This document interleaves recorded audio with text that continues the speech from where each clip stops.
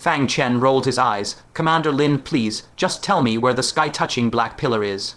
Lin Danking turned serious. After sizing up the cultivation of both Fang Chen and the Prince of the West Sea, he hesitated. I don't mind telling you, but I'm worried you'll be walking into a death trap. 2 demonic path factions are tearing each other apart nearby, and a venerable has even stepped in. It's incredibly dangerous. Fang Chen clicked his tongue. The ancient giants are almost here, and they're still at each other's throats. Even the venerables are joining the fight instead of stopping it. Just how deep is this grudge? Lin Danking shook his head slightly. It's not a grudge. One demonic path faction is just taking advantage of the chaos to rob the other blind. Fang Chen wasn't surprised. Similar things happened in the Taking Grand Province all the time in a province full of ruthless demonic cultivators. Backstabbing was just business as usual. He could guess the reason. Did the sky-touching black pillar appear in one of their territories? Are they being targeted because they're forced to relocate their sect? Lin Danking looked surprised. Sect Master Fang, you hit the nail on the head. The forbidden purple demonic palace is cursed. Of all the places for the sky-touching black pillar to land, it dropped right at their front gate. No sect could handle being on the front lines like that. The forbidden purple demonic palace had no choice but to migrate the entire sect.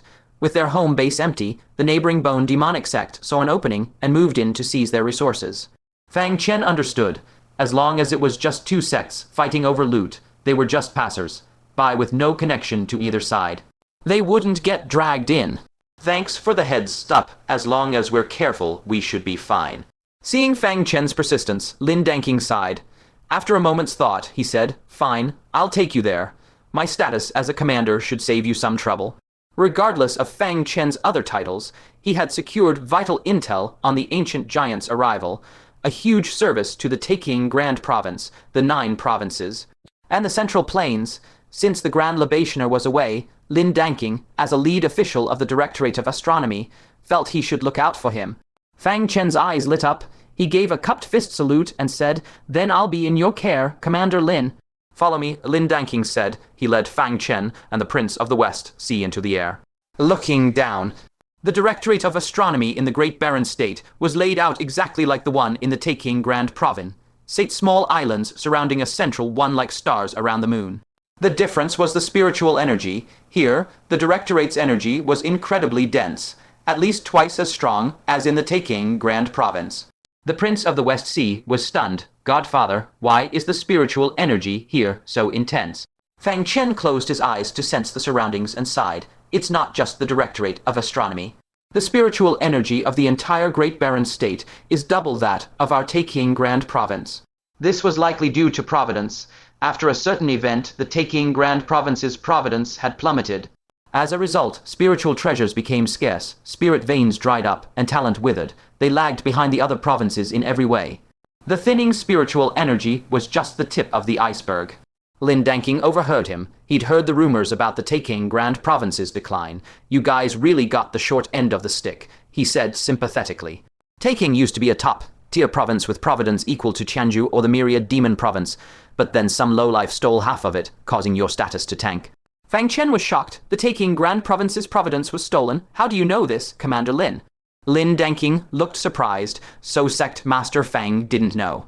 I heard from the Grand Libationer that centuries ago, a mysterious figure stole your province's providence just to break through to the Great Sage Realm. Fang Chen couldn't believe it. How is that possible? An ancient saint watches over the Taking Grand Province. How could anyone steal providence right under their nose? Even if they managed to pull it off, the ancient saint would have hunted them down afterward.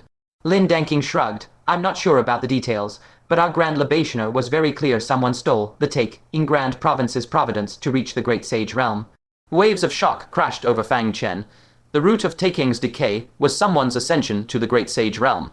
That meant providence was the key for a soul transformation expert to reach the Sage Realm. But the cost of producing a single sage was insane. The Taking Grand Province went from being a top-3 powerhouse to the bottom of the 9 provinces for it. No wonder the sages of the Central Plains couldn't bring themselves to kill Sage Qianmu when his soul was entangled with the giant emperor's remnant soul. Beyond their bond as comrades, the cost of raising a new sage was simply too high. With the Central Plains' current providence, they couldn't afford to birth many more. Lin Danking tried to offer some comfort. Every cloud has a silver lining. Since the Taking Grand Province has fallen this far, the ancient giants probably won't choose it as their primary battlefield like they did a millennium ago. It clicked for Fang Chen. No wonder the battle in the Taking Grand Province was so brutal back then, with several sages falling. Taking had been the final battleground for the entire Central Land realm 1,000 years ago. Now that the Taking Grand Province was a shadow of its former self, it was no longer the ancient giant's top priority. Maybe, Fang Chen said, his heart heavy. Even if they weren't the primary target, the pressure on the Taking Grand Province was still crushing. At the mid-stage nascent Soul Realm, Taking only had half the numbers of the Black Sun Royal Court. At the Soul Transformation level, excluding the Grand Libationer and the Red-Faced Elder, they only had 4 Soul Transformation experts and 1 Bodhisattva. Meanwhile, the Black Sun Royal Court had 9 Giant Kings, including a 5-star Giant King on the verge of becoming a Giant Emperor. Holding back a 5-star Giant King would be a suicide mission for the Taking Grand Province, but letting him run wild meant certain death. This political marriage had to succeed. Failure wasn't an option. Feeling the mood grow too dark, Lin Danking changed the subject. Sect Master Fang, once you're done with your business, why not stay in the Great Barren State for a few days? Look for a fortuitous opportunity. If you're lucky, you might even break through to the 6th Aperture Nascent Soul Realm. While reaching the 6th Aperture Nascent Soul Realm was still tough in the Great Barren State, it was at least twice as easy as in the Taking Grand Province. Fang Chen sighed. I've got too much on my plate and several places to visit. I might not have the time to focus on my cultivation. Lin Danking, always helpful, pulled out a jade slip and handed it to Fang Chen. This is a map of the Great Barren State. It should come in handy, Sect Master Fang. Fang Chen accepted it with a grateful smile. This Commander Lin was surprisingly decent. They arrived at the province's Grand Hall teleportation array. Lin Danking said, "We'll teleport to the forbidden Purple Demonic Palace first. Once we're in the county, the sky-touching Black Pillar won't be far." Just then, the array flickered. A group of Directorate of Astronomy members emerged, led by a woman with a tall, commanding presence and sharp phoenix eyes. She looked to be in her mid-20s, but her power was impressive. She had already reached the 7th Aperture Nascent Soul Realm. "Commander Zhang, weren't you with the Grand Libationer at the Forbidden Zone? Why are you back so soon?" Lin Danking was surprised. It turned out this woman was also a commander. Fang Chen's pulse quickened. The Forbidden Zone, the Great Barren Forbidden Zone, wasn't that where Venerable Wutong was? Remembering what Lin Danking said about the Grand Libationer handling an urgent matter, he frowned. Had something happened in the Great Barren Forbidden Zone? Zhang Qian looked frantic. The Forbidden Zone is a disaster. The Grand Libationer and the leaders of the 6 great demonic sects are all trapped inside. Lin Danking couldn't believe it. Our Grand Libationer too? How is that possible? She's the Grand Libationer, a powerhouse overseeing an entire province. Her strength is undeniable. She's the strongest in the province, period. Zhang Qian said, her voice low, but she's up against Venerable Wutong. Quickly gather the other 2 commanders. We need to split up and ask the Directorates of Astronomy in the other 4 provinces for backup. Fang Chen was floored. The Grand Libationer of the Great Barren State and the 6 strongest demonic sect leaders were all trapped in the Great Barren Forbidden Zone. Was it the fault of the Forbidden Zone itself, or was it Venerable Wutong's doing? If it was the latter, just what kind of terrifying existence must this Venerable Wutong be? Lin Danking's face also fell as she realized the urgency. Not daring to delay, she apologized to Fang Chen. Sect Master Fang, I'm terribly sorry. A major crisis has broken out at the Directorate of Astronomy, and we can't spare any time. You will have to go to the sky-touching Black Pillar on your own. Since they were dealing with a dire emergency, Fang Chen had no intention of getting in their way. But sensing their intense anxiety, Fang Chen thought it over and asked, "Excuse me, but will the Grand Libationer and the leaders of the 6 demonic sects be in danger while trapped in the Forbidden Zone?" The Great Barren State was one of the 9 provinces of Middle-earth, after all. If the state's top powerhouses perished in the Forbidden Zone, who would be left to stand against the ancient giants? If the Great Barren State fell, it would inevitably drag down other states. If one falls, the other is doomed. Taking Grand Province wouldn't be able to stay out of the conflict either. If there was a way he could help them, he might as well do them a quick favor. Zhang Qian was burning with anxiety, completely losing her patience. No kidding, do you really think anyone can survive for long in a place called a Forbidden Zone? They are only temporarily trapped. If they stay there too long, they will be permanently encased in the demonic liquid. Commander Lin, we must quickly meet up with the other commanders. She bolted immediately. Commander Lin gave Fang Chen a hasty cupped fist salute and turned to leave in a rush. Fang Chen called out, "Wait, you two. I have a slight connection to Venerable Wutong of the Great Barren Forbidden Zone, though I'm not entirely sure I can help you." Zhang Qian and Lin Danking stopped dead in their tracks, spinning around to look at Fang Chen in sheer shock. Lin Danking gasped in disbelief. "Why? You know Venerable Wutong. Venerable Wutong hasn't left the Forbidden Zone in 1,000 years. Fang Chen shook his head. "Not personally. An old friend of Venerable Wutong left a message for me to pass on to her. I believe I should at least be able to get a word in with her. But as for whether I can actually help you rescue the Grand Libationer and the 6 demonic sect leaders, I can't guarantee anything." After all, he was just a messenger. He was insignificant. It was highly likely Venerable Wutong had already forgotten she ever had an old friend named Lu Jialin, someone who hadn't even broken through to the deity transformation realm. Lin Danking gasped. "Just what kind of legendary figure is this senior you speak of? Venerable Wutong is a supreme powerhouse at the 5 decays of heaven and man. For someone to be her old friend, they must be at least at the 3rd or 4th decay of heaven and man, right?" Fang Chen's eyes widened. Was Venerable Wutong really that powerful? No wonder she could single-handedly suppress all the top powerhouses of the Great Barren State. He swallowed hard and said, "An old acquaintance of hers from 1,000 years ago left a last request, and asked me to deliver it." Lin Danking looked relieved. That made sense. Then a look of pure joy washed over her face. Compared to seeking outside reinforcements, Fang Chen offered a far greater hope of saving the Grand Libationer and the others. After all, even if they could find backup, they might not be able to stand against Venerable Wutong. On top of being a supreme powerhouse of the 5 decays of heaven and man, she also had the backing of the Forbidden Zone. In an era where sages no longer walked the earth, who would dare claim to be her match? "Sect Master Fang, if you can save our Grand Libationer, you will be the ultimate savior of the Great Barren State's Directorate of Astronomy. I would even kowtow to you." Fang Chen waved his hand. "You flatter me. There's no time to lose. Let's head to the Great Barren Forbidden Zone first. The Marriage Alliance will have to wait." Lin Danking quickly hurried back toward the teleportation grand hall. "Right, of course. Please follow me." Zhang Qian watched in astonishment, unable to resist sizing up Fang Chen. Where on earth did this kid come from, to have somehow forged a connection with Venerable Wutong, the master of the Forbidden Zone? She walked over to Lin Danking and sent a voice transmission. "Commander Lin, who is this fellow Taoist?" Lin Danking quickly slotted in a high, grade spirit crystal and replied, "He is the sect master of the Tay, insect from the Taking Grand Province." The Tay insect was one of the 3 strongest sects in the Taking Grand Province. Zhang Qian was completely stunned. This kid looked ridiculously young and only had a cultivation level of the 5 aperture nascent soul, yet he held such an illustrious status.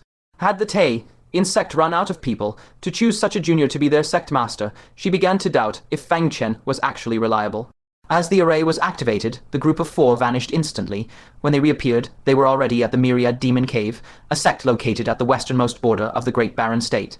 As one of the 6 demonic sects of the Great Barren State, the Myriad Demon Cave also housed an intrastate teleportation array. Their own sect master was also trapped in the Forbidden Zone. Consequently, the nascent soul experts of the Myriad Demon Cave were currently mobilizing. The sky was pitch black, packed with the sect's forces. Fang Chen did a quick count and was secretly shocked. There were over 100 experts at the mid-stage nascent soul realm, alone nearly double the number of the 3 spirits sect in Taking Grand Province.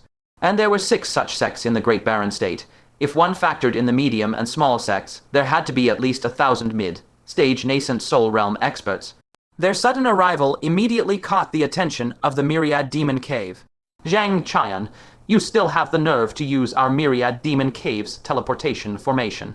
A woman in her 30s wearing a black feathered crown and a dress woven from dark demonic energy glared at her with chilling eyes. Zhang Qian glared back, her eyes flashing sharply. "Xiao Hei, don't test my patience. This is about saving lives, and I don't have time to deal with you. Move." She stepped out of the teleportation hole and soared up into the sky. Whoosh, the sky suddenly darkened as a massive claw of demonic energy tore through the clouds, swiping down toward them with immense force. Zhang Qian snapped, "Xiao Hei, you think I'm afraid of you?" She struck back without hesitation. She chanted under her breath, and streams of colorful runes flew from her mouth, weaving together above her head into a brilliant sword that shot up into the sky. The 2 forces collided in midair. The clash generated a massive shockwave, blasting away all the surrounding nascent soul experts. The sect-protecting array of the Myriad Demon Cave was instantly triggered, glowing with defensive barriers. Zhao said with a cold face, if it weren't for trying to save you, why would our Venerable and the other 5 demonic sect leaders be trapped in the Forbidden Zone? Zhang Qian bit her lip, unable to offer a rebuttal. Not long ago, 2 Venerables had arrived in the Great Barren State via an illegally built state-level teleportation array. They fought their way through, causing immense destruction, and eventually broke into the Forbidden Zone. This disturbed the master of the Forbidden Zone, who in her anger unleashed the Qunian demonic liquid. The High Priest had to mobilize the Venerables of the 6 demonic sects to help suppress the liquid and save the surrounding living beings. She had joined the expedition, but while providing support, she was accidentally swept into the demonic liquid while trying to save a comrade. The High Priest and 6 leaders of the demonic sect stepped in to help, but this caused a misunderstanding with the Guardian of the Forbidden Zone. Mistaking their actions for a forced entry, he personally intervened and trapped them as well. Cat got your tongue, Zhao spat coldly. A single 7, aperture nascent soul like you caused the death of our Venerable. Dying 100 times wouldn't even begin to pay that debt. Zhao condensed her demonic energy once more, and Zhang Qian refused to back down, chanting runes under her breath. As they prepared to clash again, Fang Chen's voice boomed, knock it off. Look at the situation. Stop this infighting. By the time you 2 settle your score, the High Priest and the 6 leaders of the demonic sect will be completely encased in that profound yin demonic liquid. Zhao didn't even give Fang Chen a glance, manifesting a massive hand of demonic energy once again. Zhang Qian didn't look back. Stay out of this. Just follow Commander Lin and get out of here. Runes coalesced into sharp blades as the atmosphere reached a breaking point. A massive collision between 2 7, aperture nascent soul powerhouses was about to explode. The disciples of the Myriad Demon Cave, having already suffered once, scrambled for safety. They watched from a distance with wide eyes a duel between 7. Aperture nascent souls was a rare sight. Fang Chen shook his head. The culture of the Great Barren State was truly aggressive. They'd start a war over a single disagreement. Netherworld ghost fire, Brahma holy true spirit art. He blurred into motion, positioning himself between the 2. With a flick of his finger towards Zhao, a jade, green lotus of searing flame drifted toward the incoming demonic hand. In an instant, the demonic hand was incinerated, leaving a massive, charred hole. Then an 8-armed divine statue, a sword-wielding emperor, and the phantom of an ancient bell materialized simultaneously above Zhang Qian's head. The lunging runic swords were instantly pinned in place before being pulverized by the 8-armed statue and the emperor's blade. Zhang Qian was so stunned she could barely form a sentence, her words tripping over each other. She couldn't believe her eyes. Fang Chen had neutralized both her and the Myriad Demon Cave Master's strikes with effortless ease. Is this guy really just a 5, aperture nascent soul, or is he an 8, aperture nascent soul hiding his true power? Zhao was equally shaken, since when did the Directorate of Astronomy produce such a formidable young monster? This is Myriad Demon Cave territory. The Directorate of Astronomy doesn't get to act wild here. She barked, what are you all standing around for? Seize Zhang Qian. If we can't rescue the Venerable, we'll use her head as an offering. The nascent soul experts gathered at the scene tore through the air, charging toward them.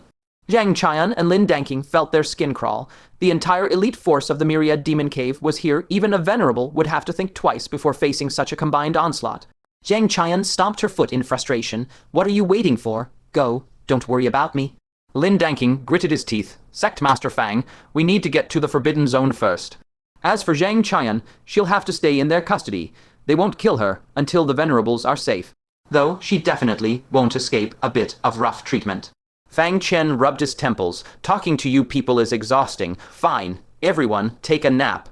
He pressed a finger to his lips and began chanting an obscure incantation. It was the drunken banished immortal technique.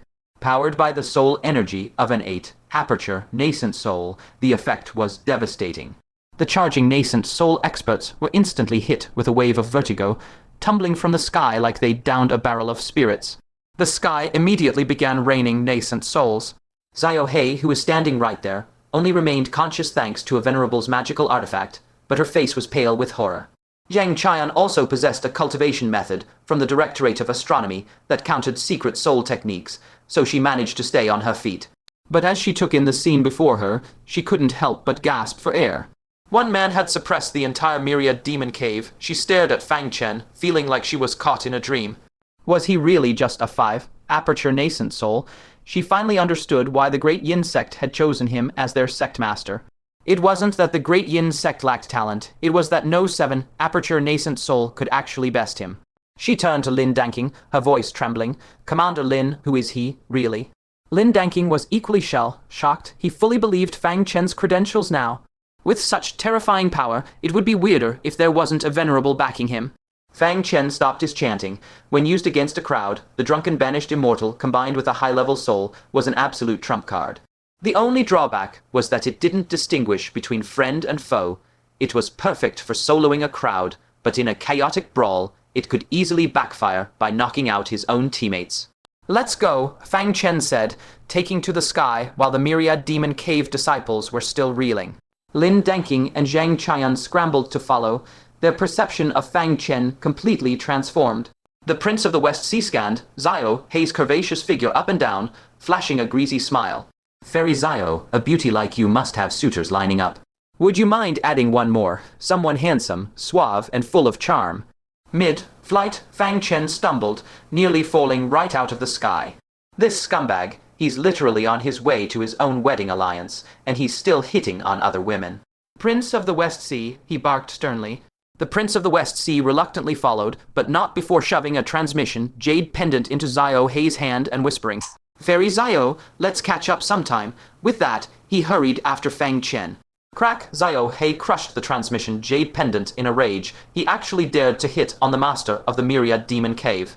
If she wasn't so terrified of Fang Chen, she would have ripped that sleazy bag to pieces. She looked up at Fang Chen, her eyes filled with lingering dread. If this were a fight to the death, she'd already be a corpse, and the myriad demon cave would have suffered catastrophic losses. Just where did this absolute monster come from? Lin Danking just called him Sect Master Fang.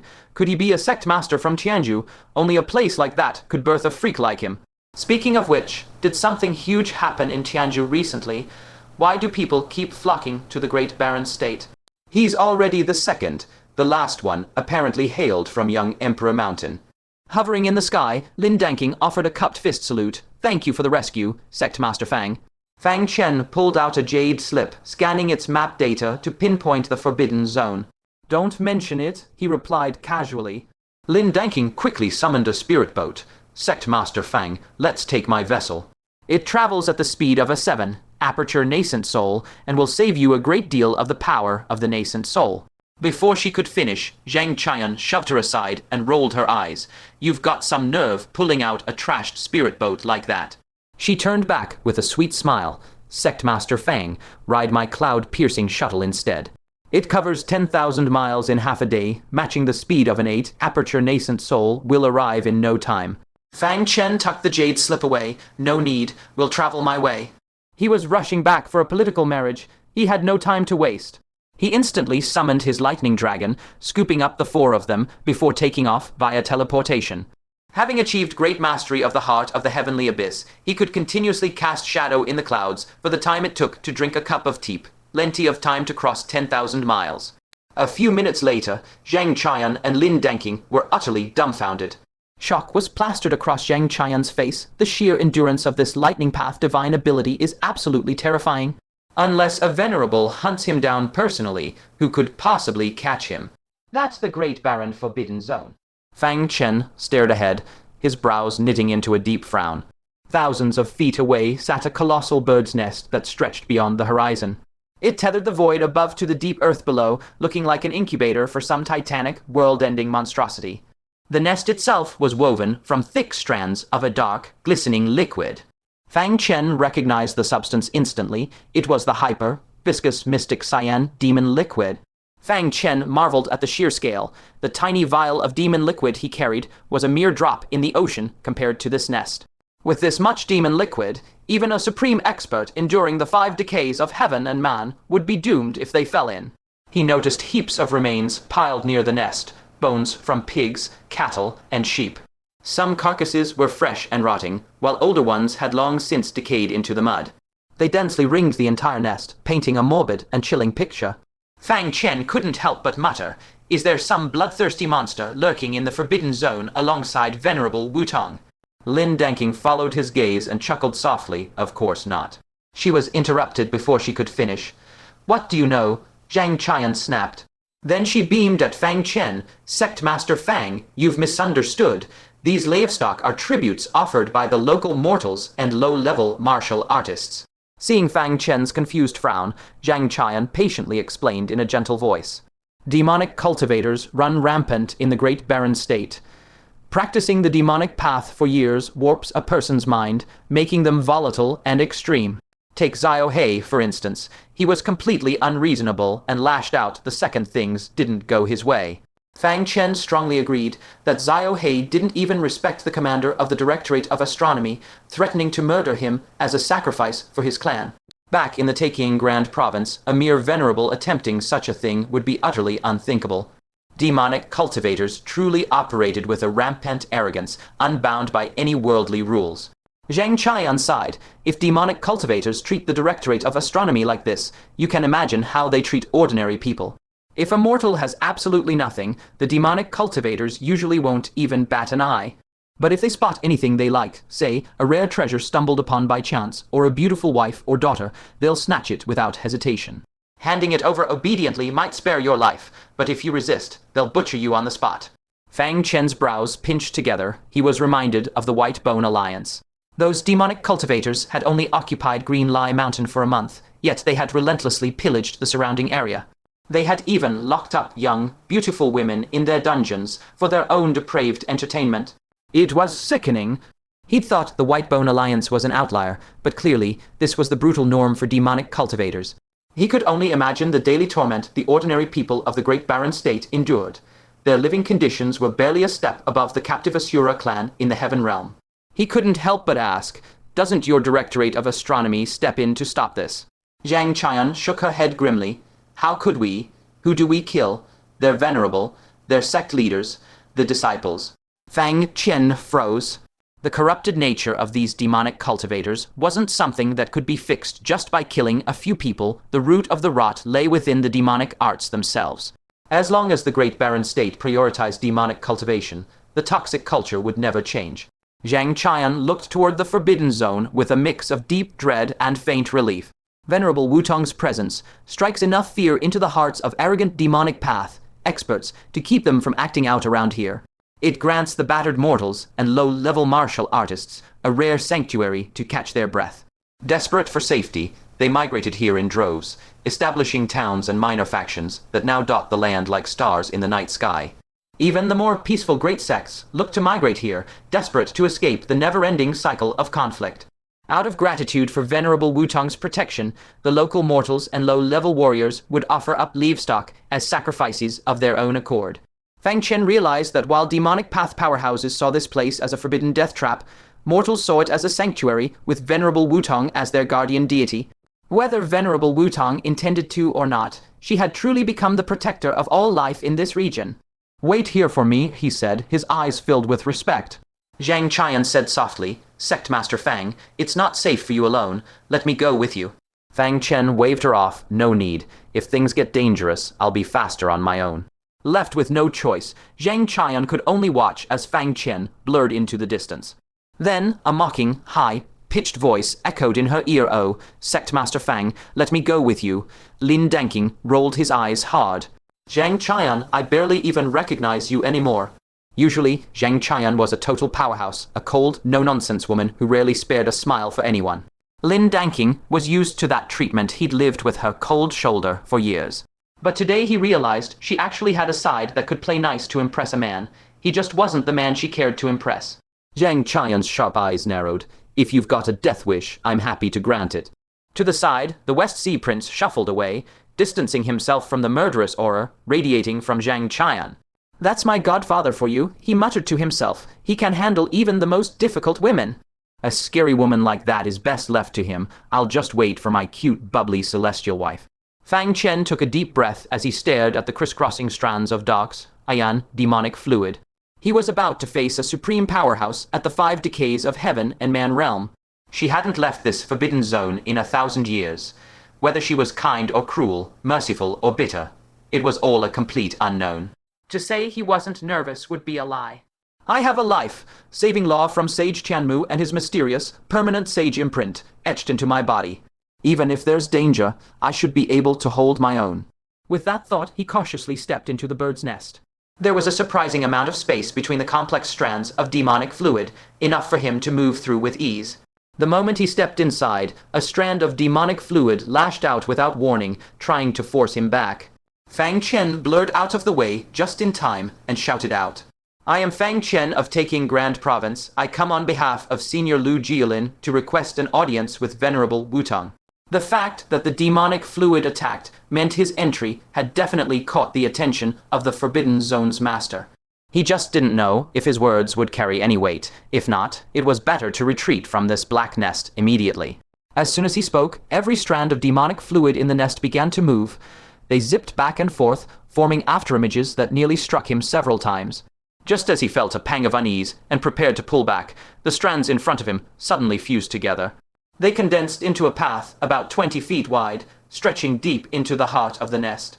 Fang Chen was stunned. Was she inviting him in? It seemed Venerable Wutong did remember Lu Jialin, but why wouldn't she show herself or speak? After a brief hesitation, he cautiously followed the path deeper into the nest. The scale of the nest was beyond his expectations. Fang Chen walked for the time it takes to finish a cup of tea, yet the center was still nowhere in sight. The path shifted directions constantly, turning north, then northeast, and sometimes even looping in a giant circle. Fang Chen was starting to get dizzy. With the tangled web of demonic fluid everywhere, he had no way to tell where he was or which way was north.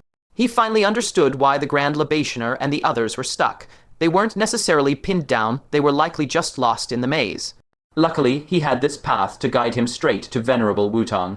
"Who are you to the Venerable?" A startled voice rang out, making Fang Chen jump. Someone was right there, and he hadn't sensed them at all. He looked toward the source. A middle-aged woman in a black gown hovered behind him. She appeared to be in her 50s, but was strikingly beautiful, elegantly made up, and clearly well maintained. Her sharp, intelligent eyes scanned Fang Chen, her brow carrying the natural dignity of someone used to being in charge. A milky, white divine halo flickered behind her head. She was a venerable. Fang Chen was shocked. He'd heard the Grand Libationer and 6 demonic sect masters were trapped here, but if she were a demonic path expert, her divine halo should have been black like venerable soul refiners. "And who are you?" Fang Chen countered. The woman in black glanced at the path beneath his feet, unable to figure him out. For 1,000 years, Venerable Wutong had never received guests. Intruders usually died here, and that included other venerables. Fang Chen was the first person the demonic fluid had ever cleared a path for. She offered a faint smile. "I hail from Tianju. I am Kaijing. And you, little fellow Taoist?" "Tianju, why would a woman from there appear in the Great Barren State, let alone inside a forbidden ground?" After a moment's thought, Fang Chen swallowed the fact that he was just the sect master of an ordinary sect. Out here, with no one else around, facing a venerable of unknown origin, he needed an identity with serious weight. "Venerable Wutong is my martial aunt. Who are you? Why are you trespassing in my martial aunt's forbidden ground?" Fang Chen demanded with a frown. "When you were out on the road, your identity was whatever you made it. Besides, he had inherited Lu Jialin's ultimate techniques, effectively making him half a disciple. If Venerable Wutong and Lu Jialin shared a master, calling her martial aunt wasn't entirely a lie." Venerable Kaijing's eyes trembled with shock. Venerable Wutong was a supreme expert of the 5 decays of heaven and man. The youth before her was actually her martial nephew. Was he telling the truth? But glancing at the path of mystics, and demonic liquid beneath Fang Chen's feet, it was hard not to believe him. Other than someone extremely close to Venerable Wutong, who else could receive such treatment? Her thoughts churning, Venerable Kaijing apologized. "So it is fellow Taoist Fang. Forgive my disrespect. I mistakenly entered your martial aunt's forbidden ground and lost my way. Could I ask little fellow Taoist to do me a favor and escort me out?" Fang Chen's guard went up instantly. The crow's nest was visibly lethal. Even a blind man would know to stay away. "Mistakenly entered. More like she came here with a specific motive." He looked back the way he came. The nearby section was fine, but the distant path had long since dissipated. There was simply no way to retrace his steps. He shook his head. Even I'd have a hard time walking out of my martial aunt's forbidden ground. Unfortunately, I can't help Venerable Kaijing. Muttering her name to himself, Fang Chen found it oddly familiar. He'd definitely heard or seen it somewhere before, but no matter how hard he racked his brain, he couldn't place it. Venerable Kaijing maintained her smile. Little fellow Taoist is also cultivating a lightning path divine ability. Right, I am as well. Here is some extra thunder force. Take it for your cultivation. A lotus condensed purely from thunder force materialized in her palm, pulsing with terrifying lightning energy. It rivaled the total lightning energy of an expert in the nascent soul realm crossing the tribulation. Not only would it push Fang Chen's heart of the heavenly abyss to consummation, but it would also be enough to cultivate the hell lotus to consummation, with power left to spare. Fang Chen was blown away. What was this woman's background? Was her faction some top-tier sect focused on the cultivation of the lightning path? To casually hand over such staggering lightning energy as a gift. He was sorely tempted, but a venerable's item wasn't something you just took lightly. If he couldn't actually help her leave, he'd be in deep trouble. Suppressing his greed, Fang Chen said, I genuinely don't know the way out. Once I'm done meeting my martial aunt, I can plead with her to let you go. As for whether she agrees, there are no guarantees. Venerable Kaijing's eyes flashed with a hint of shrewdness. Then could you take me with you to see your martial aunt? If I admit my mistake to her face, it might go smoother. Fang Chen suddenly caught onto something unusual. A sneaking suspicion crept into his mind, getting him to lead the way to Venerable Wutong had been this woman's true goal all along. Venerable Kaijing handed the lightning lotus over. This lotus is still yours. I just ask little fellow Taoist for this one favor. Fang Chen hesitated briefly. Refusing wouldn't do any good anyway. If a venerable insisted on tagging along, could he even shake her off? Besides, right in front of Venerable Wutong, this woman couldn't stir up any trouble. Thus, he cheerfully agreed, Venerable is too polite, then follow me to see my martial aunt. He accepted the lightning lotus. Unintentionally glancing at Venerable Yijing's divine halo, he noticed up close that it was completely different from any Venerable's divine halo he had seen before. There were actually 4 flame symbols emblazoned on the divine halo. Surprise flashing in his eyes, he remarked, Venerable's divine halo seems quite unique. A trace of astonishment crossed Venerable Yijing's eyes. The martial nephew of an expert in the 5 decays of heaven and man didn't know the meaning behind the divine halo's flames. Considering Fang Chen was only in the nascent soul realm, far from ever touching the deity transformation realm, it made sense that he lacked knowledge in this area.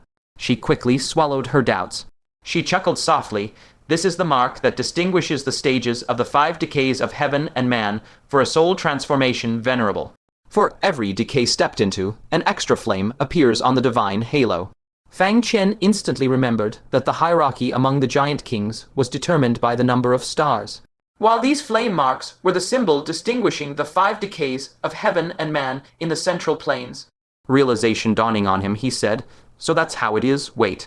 Fang Chen's expression suddenly froze, his pupils shrinking sharply. Venerable Yijing had 4 flame marks. Didn't that mean she was a super venerable at the 4th stage of the 5 decays, with strength on par with a 4, crowned Shura king? Just which titan of Tianju had he stumbled across? Venerable Yijing chuckled. Compared to your martial aunt, I fall far short. In the 5 decays of heaven and man, every decay is a gate to hell. There are still quite a few in the central planes who have reached the 4th decay like me, but those who can reach the ultimate step of the 5 decays of heaven and man can be counted on one hand. The shock gripping Fang Chen's heart remained hard to shake off for a long time. He suddenly felt that the lightning lotus in his hand was burning hot. This thing wasn't going to be easy to keep. What if he got exposed? But he could only bite the bullet and lead the way. Thank you, Venerable Yijing, for clearing that up. Please follow me. Venerable Yijing walked side by side with Fang Chen, a smile on her face as she asked pointedly, You coming to see Venerable Wutong this time? Did the Venerable have some specific instructions for you?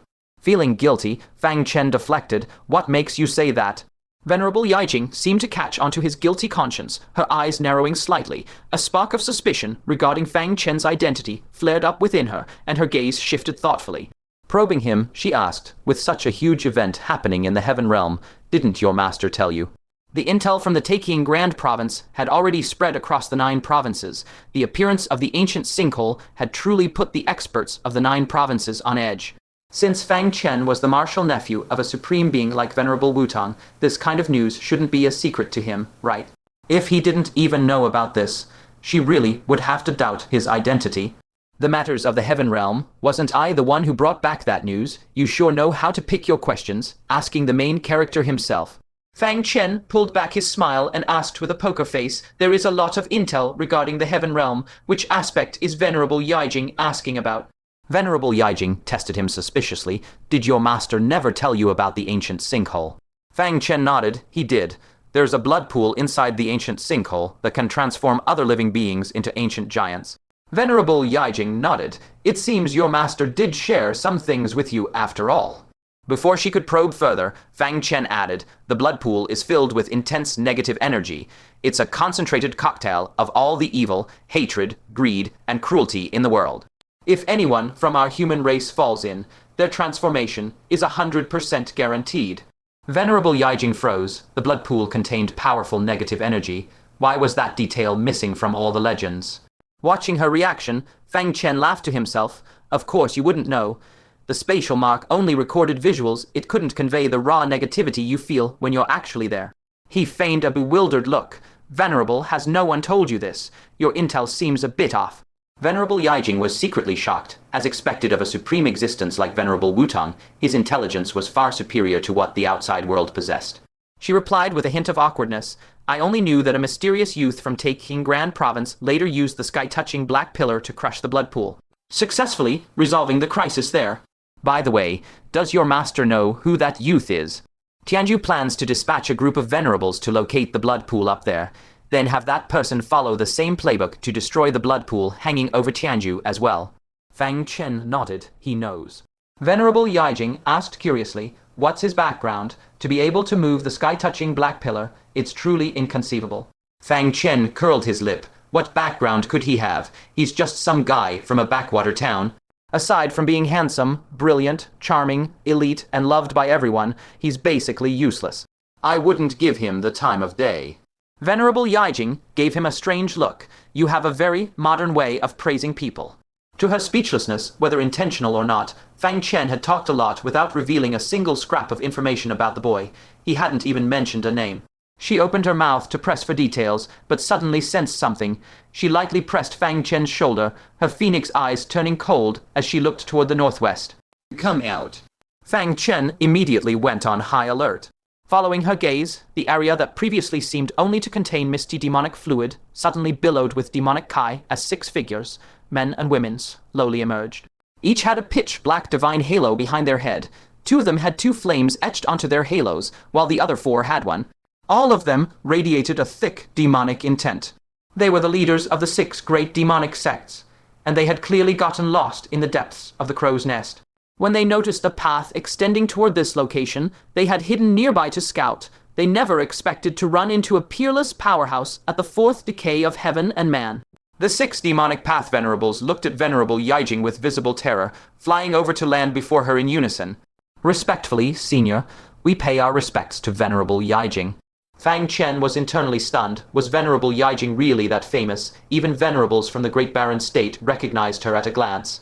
Then again, a 4th decay expert was a Titan-taking Grand Province, didn't even have a single 2nd decay venerable. And the high, estranked ones here from the Great Barren State were only at the 2nd decay level. Venerable Yijing gave them a flat look. What are you doing here? A demonic path venerable in red robes with sharp, wolf-like eyes gave a cupped fist salute. Reporting to Senior, we are the leaders of the 6 demonic sects of the Great Barren State.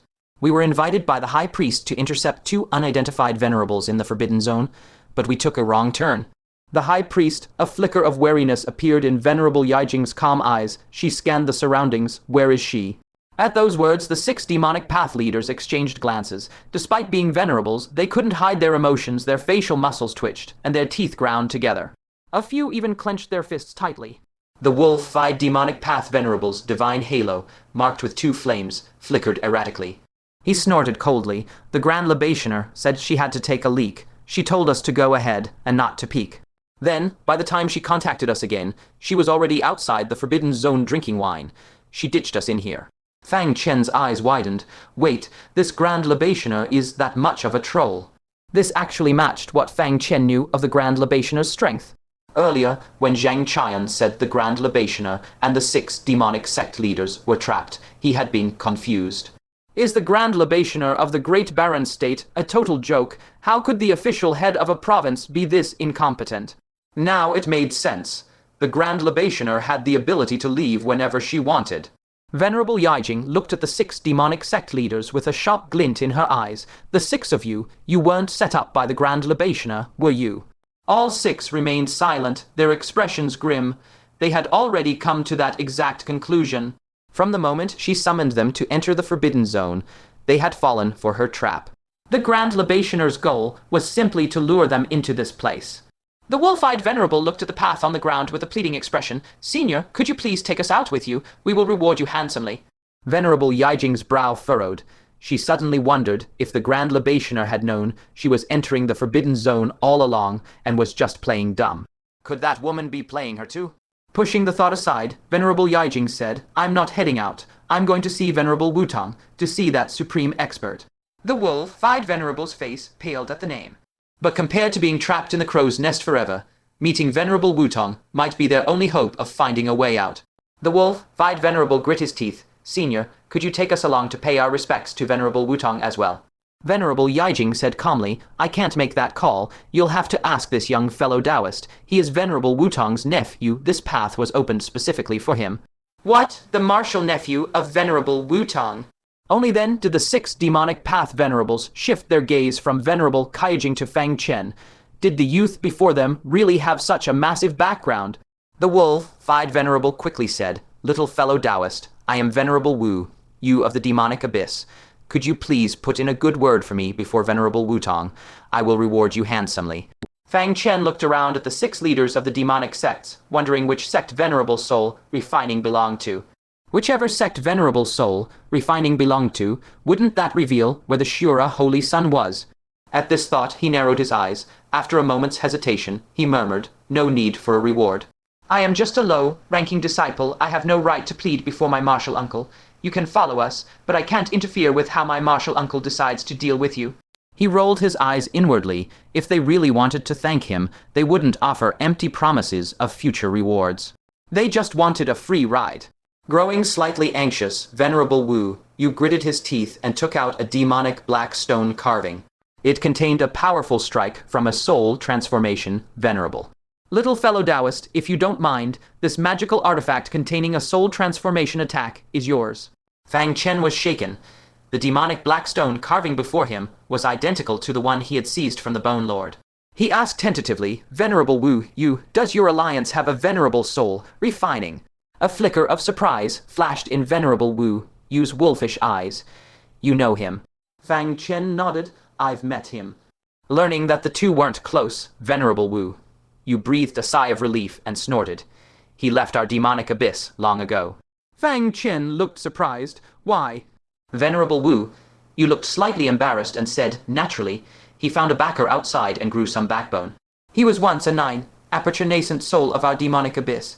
He ran off during a fit of madness, and when he returned, he had already stepped into the venerable realm. Knowing him, he couldn't have achieved this on his own so quickly. He must have encountered some master outside."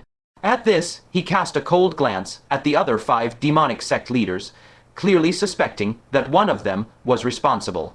Fang Chen's eyes gleamed. The so-called master was likely the Shura Holy Sun, whose power was unfathomable enough to elevate a 9, aperture nascent soul to the soul transformation level. "If you encounter him again, please inform me immediately." Venerable Wu's eyes flared with killing intent. That traitor.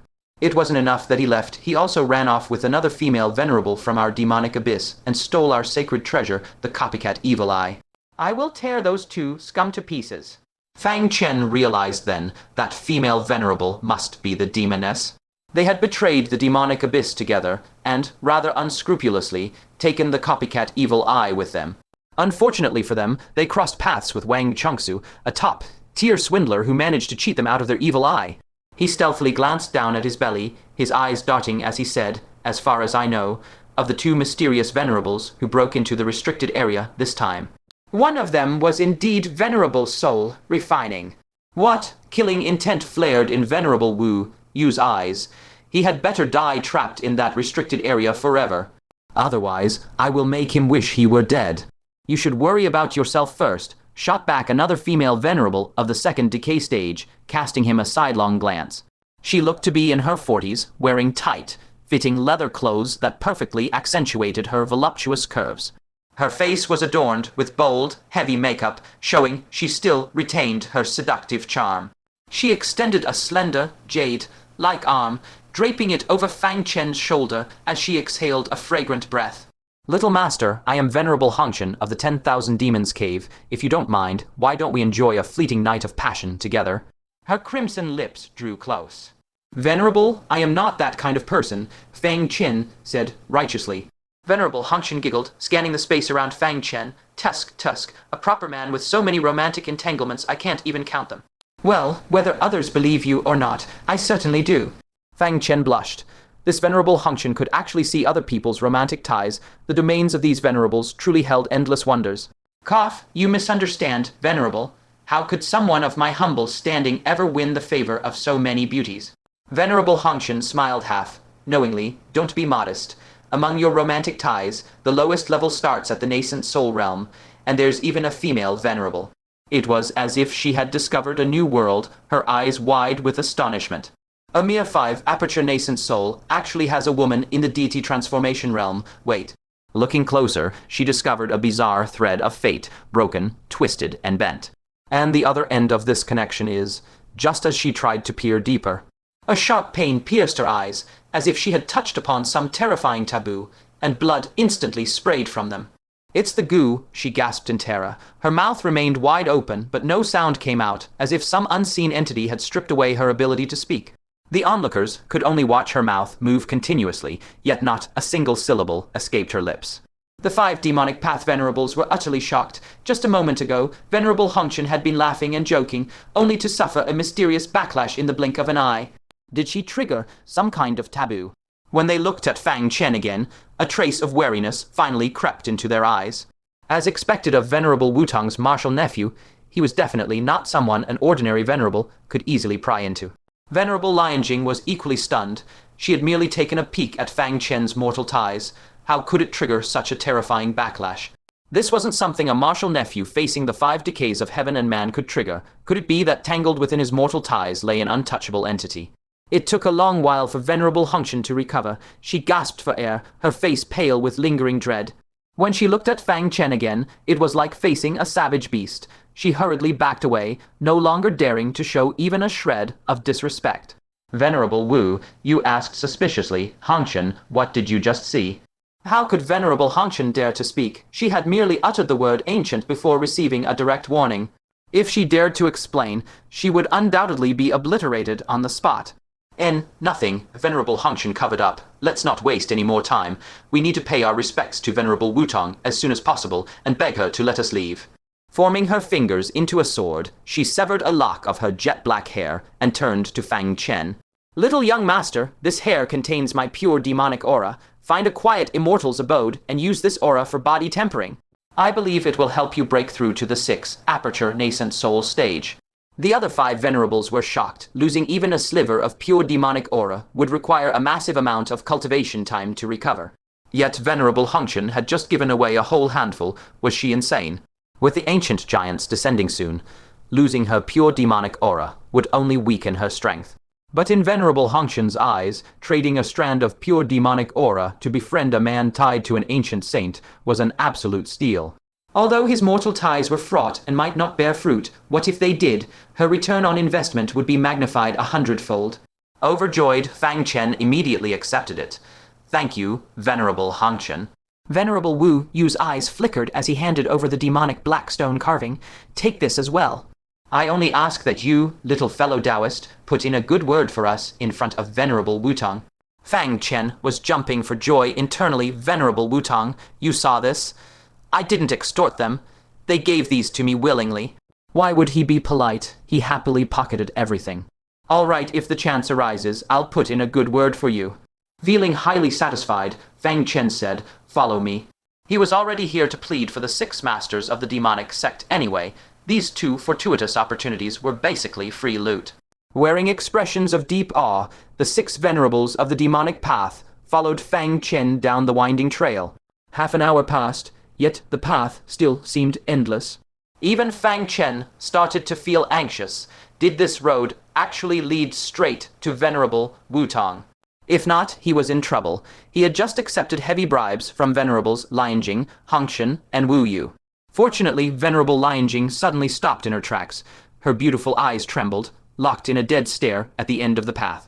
Following her gaze, Fang Chen couldn't help but fall into a daze. Deep within the pitch black forbidden zone stood a millennium-old ginkgo tree. The towering ancient giant was so massive it would take 10 people to encircle its trunk. The ginkgo leaves cascaded down like a canopy of golden scales. As the wind blew, they rustled and fell like a flurry of golden butterflies or fading shooting stars in the night sky. Everyone was stunned. Who would have thought that the deepest depths of the terrifying Great Barren Forbidden Zone would harbor such a picturesque, earthly paradise? There's someone there. Venerable Hongchen, Sha, pied as ever, was the first to spot a young girl in a pale, yellow dress sitting cross-legged beneath the tree. Her long, raven black hair was tied into twin braids, framing a cute, round face with delicate features. She looked like a bright and lively little girl. Her eyes were lightly closed, letting the gentle breeze flutter her dress. Behind her head, a yellow divine halo radiated a soft, holy light in the wind, its 5 flame insignias strikingly vivid. Her identity was self-evident, Venerable Wutong. 1,000 years had passed, yet she remained a radiant young girl. It was as if time itself adored her, unwilling to leave a single strand of grey in her dark hair or trace a single wrinkle on her face. The vast sea turned to dust, and dust back to the vast sea. Even as time grew old, she remained exactly the same. Gulp, someone swallowed hard. The legendary venerable of the 5 heavenly senescences, the supreme sovereign of the mortal realm, was sitting right in front of them. No one could stay calm. Fang Chen was equally awestruck, unable to stop a soft murmur from escaping his lips. She truly is a woman favored by the heavens, forever young. He had met the demon emperors Yizhu and Jimeng, both possessing ageless beauty, yet they couldn't withstand the millennia, ultimately withering away into red dust. But Venerable Wutong remained untouched by the ravages of 1,000 years. His murmur rippled through time and space. Venerable Wutong's eyelashes fluttered as she slowly opened her eyes. Her large, round eyes were distinct in black and white, though her gaze was somewhat sluggish, as if she had just woken up from a very long slumber. As her vision gradually focused, and she saw the group, she gently swept her gaze over them. When her eyes landed on Fang Chen, a burning light flared within them. She hurriedly scrambled to her feet. A bright, healing smile broke across her face, bringing out 2 shallow dimples as she cried out in joyful surprise, "You're here." Lifting her skirt, she ran happily toward Fang Chen. Just as she drew near, she slowed to a halt, keeping her distance. She lowered her head bashfully, an adorable picture of shyness. Fang Chen froze slightly. Was Venerable Wutong talking to him, and what was with the blushing? "Venerable Wu, you swallowed hard." Up close, the suffocating pressure was overwhelming. In front of Venerable Wutong, his second decay cultivation realm felt like a tiny skiff facing a raging tsunami, ready to capsize at any second. He quickly offered a cupped fist salute and said, "This junior greets Venerable Wutong." The other 5 demonic path venerables followed suit, bowing with deep respect. Venerable Lianjing also watched Venerable Wutong with a wary gaze, clearly feeling the same massive pressure. Venerable Wutong completely ignored them, looking shyly at Fang Chen instead. "I've been waiting for you for so long. Come here." She reached out, timidly tugged at Fang Chen's sleeve, and led him toward the ginkgo tree. Puzzled, Fang Chen silently followed her to the tree. As they drew closer, Fang Chen noticed 2 names carved repeatedly all over the trunk, Wutong and Lu Jialin. There were hundreds of carvings, most of them weathered and faded, their age impossible to trace. "Senior brother Lu, do you still remember our promise?" Wait, Fang Chen stared at Venerable Wutong in shock. She was mistaking him for Lu Jialin. "I'm not," Fang Chen tried to correct her. But Venerable Wutong shyly took his hand. An icy coldness, completely devoid of warmth, washed over him. Her soft, sweet voice drifted into his ears alongside the falling ginkgo leaves. "Senior brother Lu, Wutong has waited for you for 500 years. Fang Chen's heart shook. Venerable Wutong had never left this forbidden ground, spending 5 whole centuries waiting for Lu Jialin and their unfulfilled promise. The explanation on the tip of his tongue died right there. Lu Jialin had perished in a desolate forbidden zone 1,000 years ago. The person standing before her now was nothing but a stranger bearing a tragic truth. Her senior brother Lu was never coming back. Perhaps it was due to a cultivation of the Brahma, holy true spirit art, but Venerable Wutong had mistaken Fang Chen for Lu Jialin, pouring out 500 years of longing to him. How could Fang Chen bear to shatter a dream she had held onto for 5 centuries? With a gentle gaze, he cupped Venerable Wutong's face and, speaking for Lu Jialin, whispered, "I'm here to keep our promise."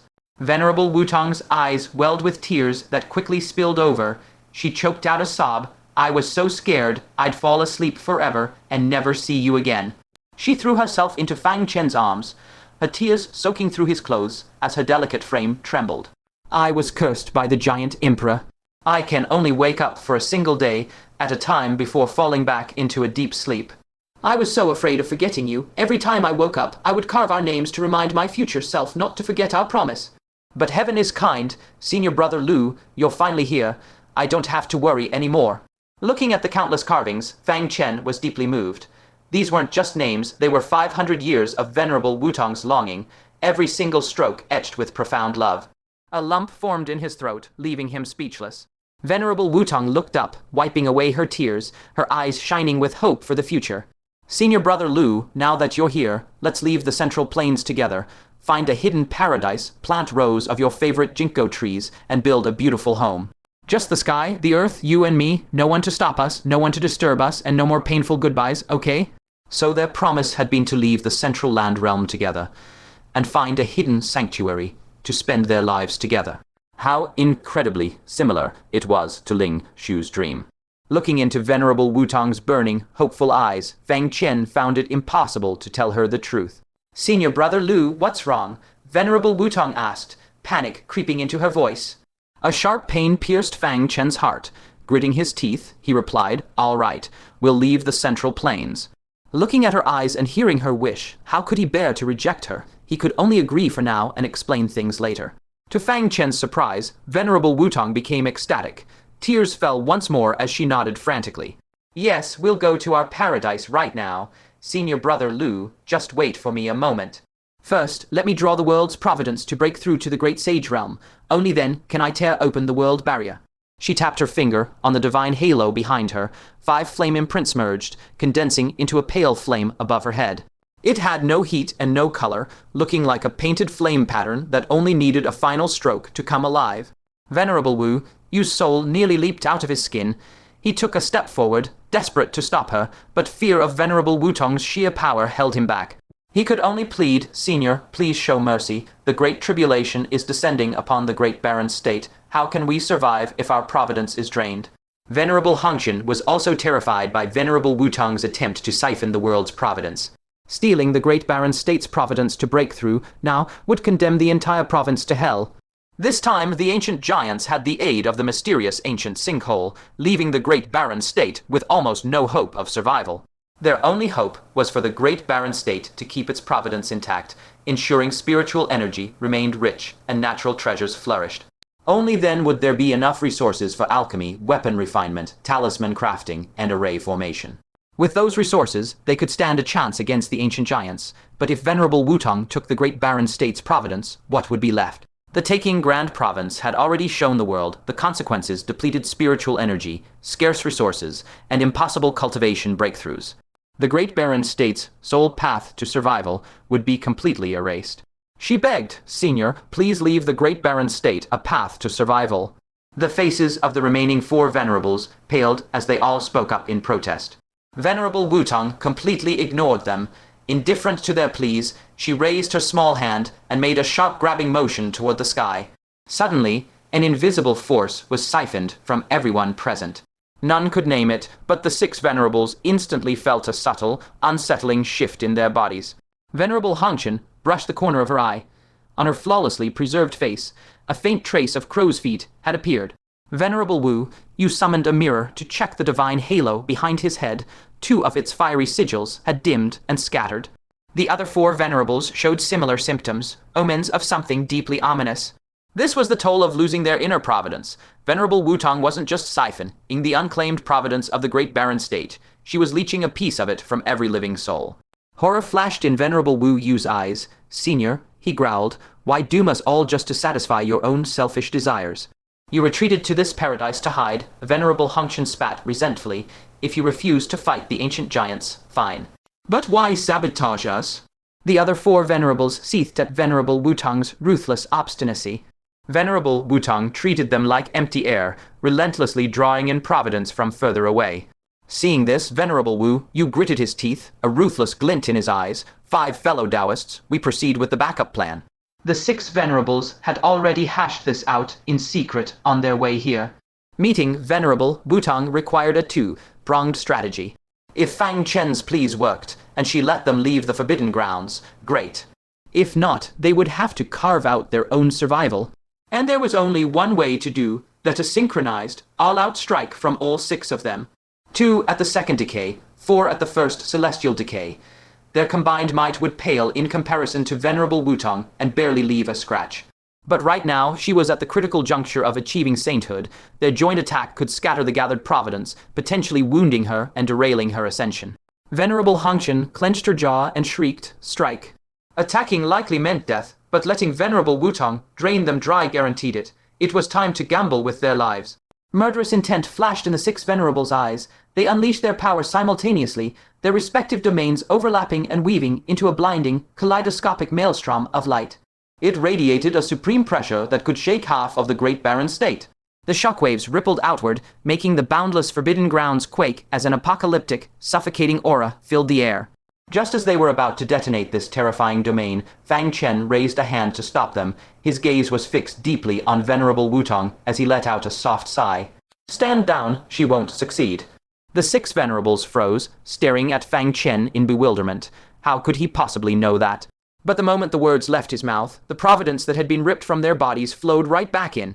The surging worldly providence converging on the area abruptly halted and dispersed back to where it came from. Only Venerable Wutong remained. Her eyes were closed, one hand clawing at the sky in a desperate grasp for providence. She stood completely frozen, like a statue. Fang Chen gently lowered Venerable Wutong's outstretched hand, sorrow pooling in his eyes. "Senior, Lu Jilin asked me to tell you, he won't be able to make it to your promise. May you finally rest." It was as if her soul's final pillar of support had collapsed.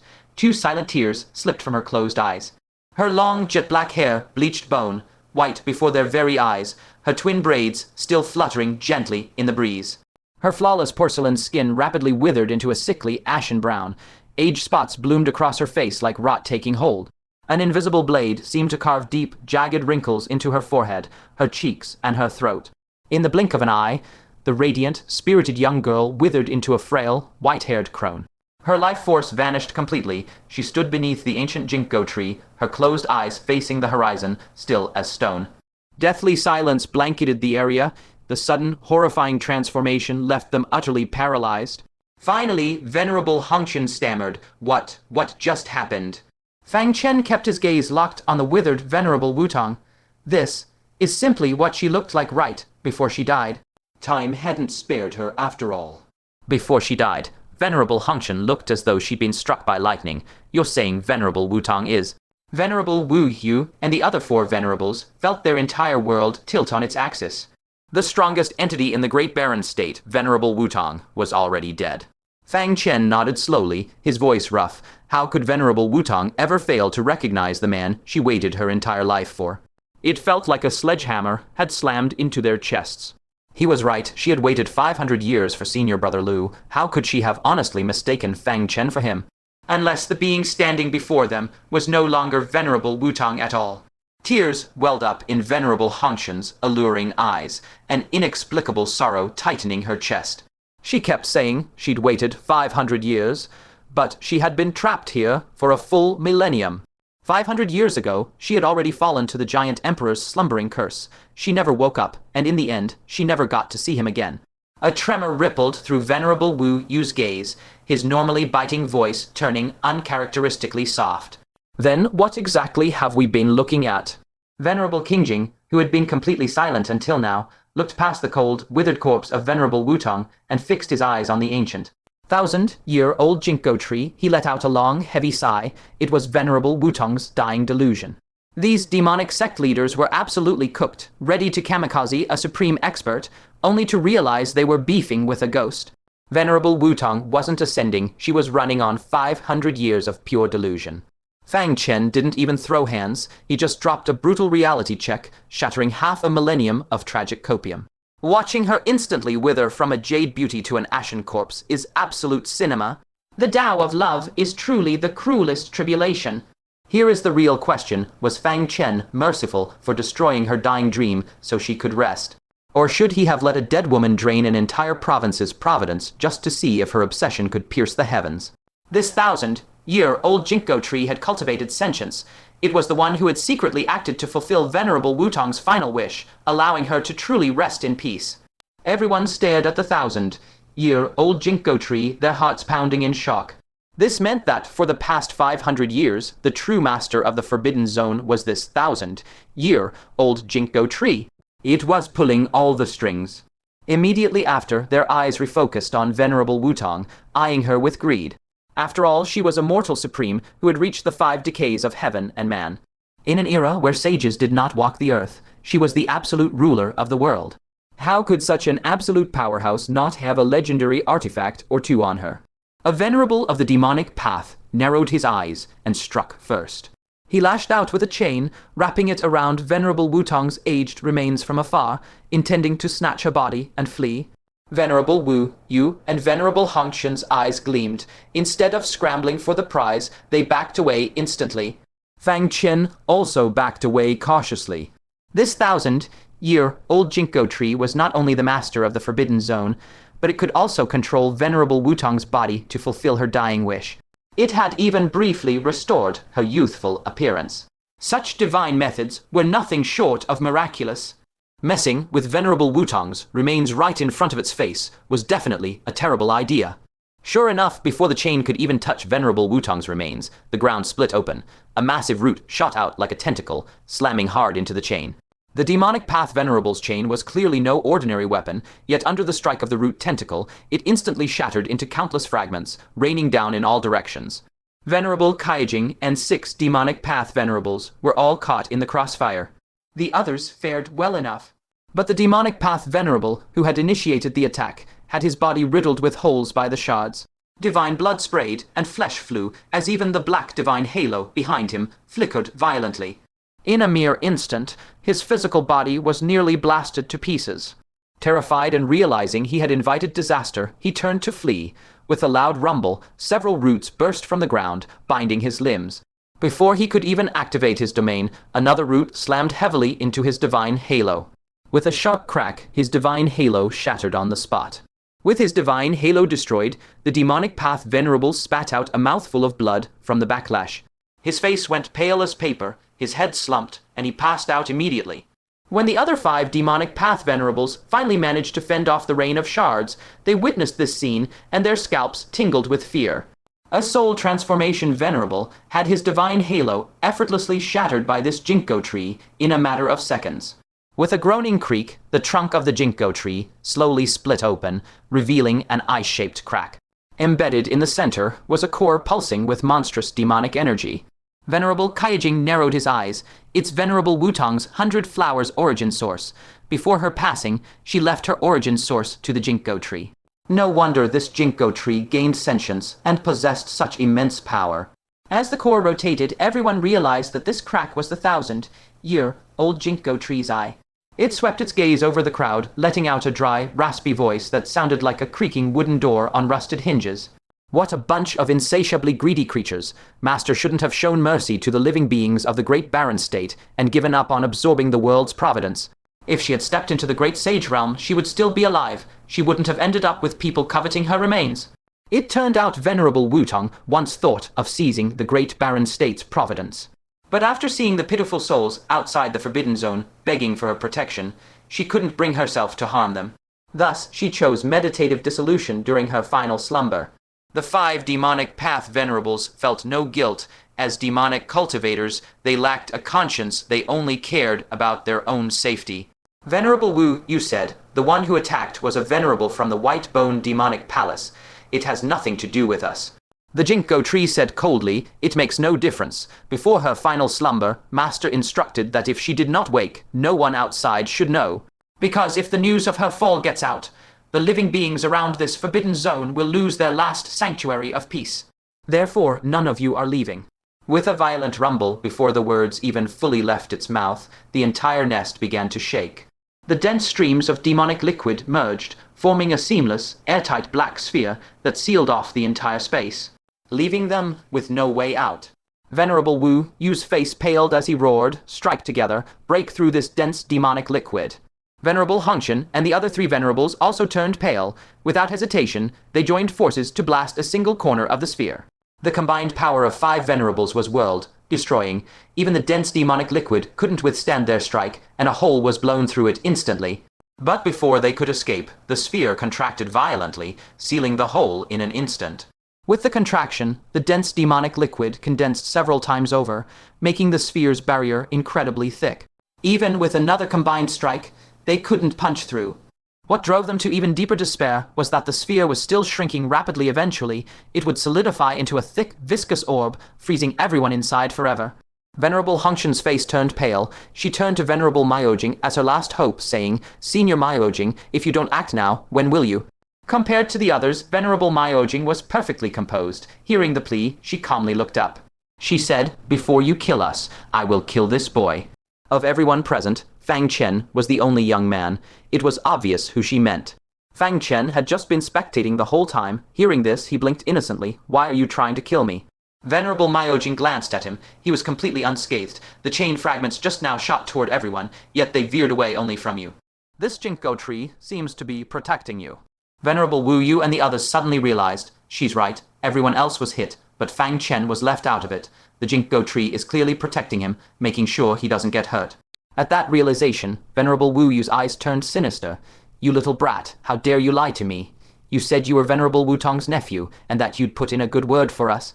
And in the end, goddammit." Fang Chen had taken the gifts, but instead of finding them a way out, the ginkgo tree was wiping them all out. If he had known this would happen, he would have been better off slowly searching for an exit in that bird's nest. Fang Chen shrugged. "I didn't lie to you.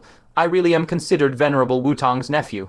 As for the gifts, you were the ones who insisted on shoving them into my hands. What was I supposed to do?" While speaking, he quickly retreated to Venerable Wutong's side and turned to the ginkgo tree behind him. "Tree bro, my uncle and I are counting on you."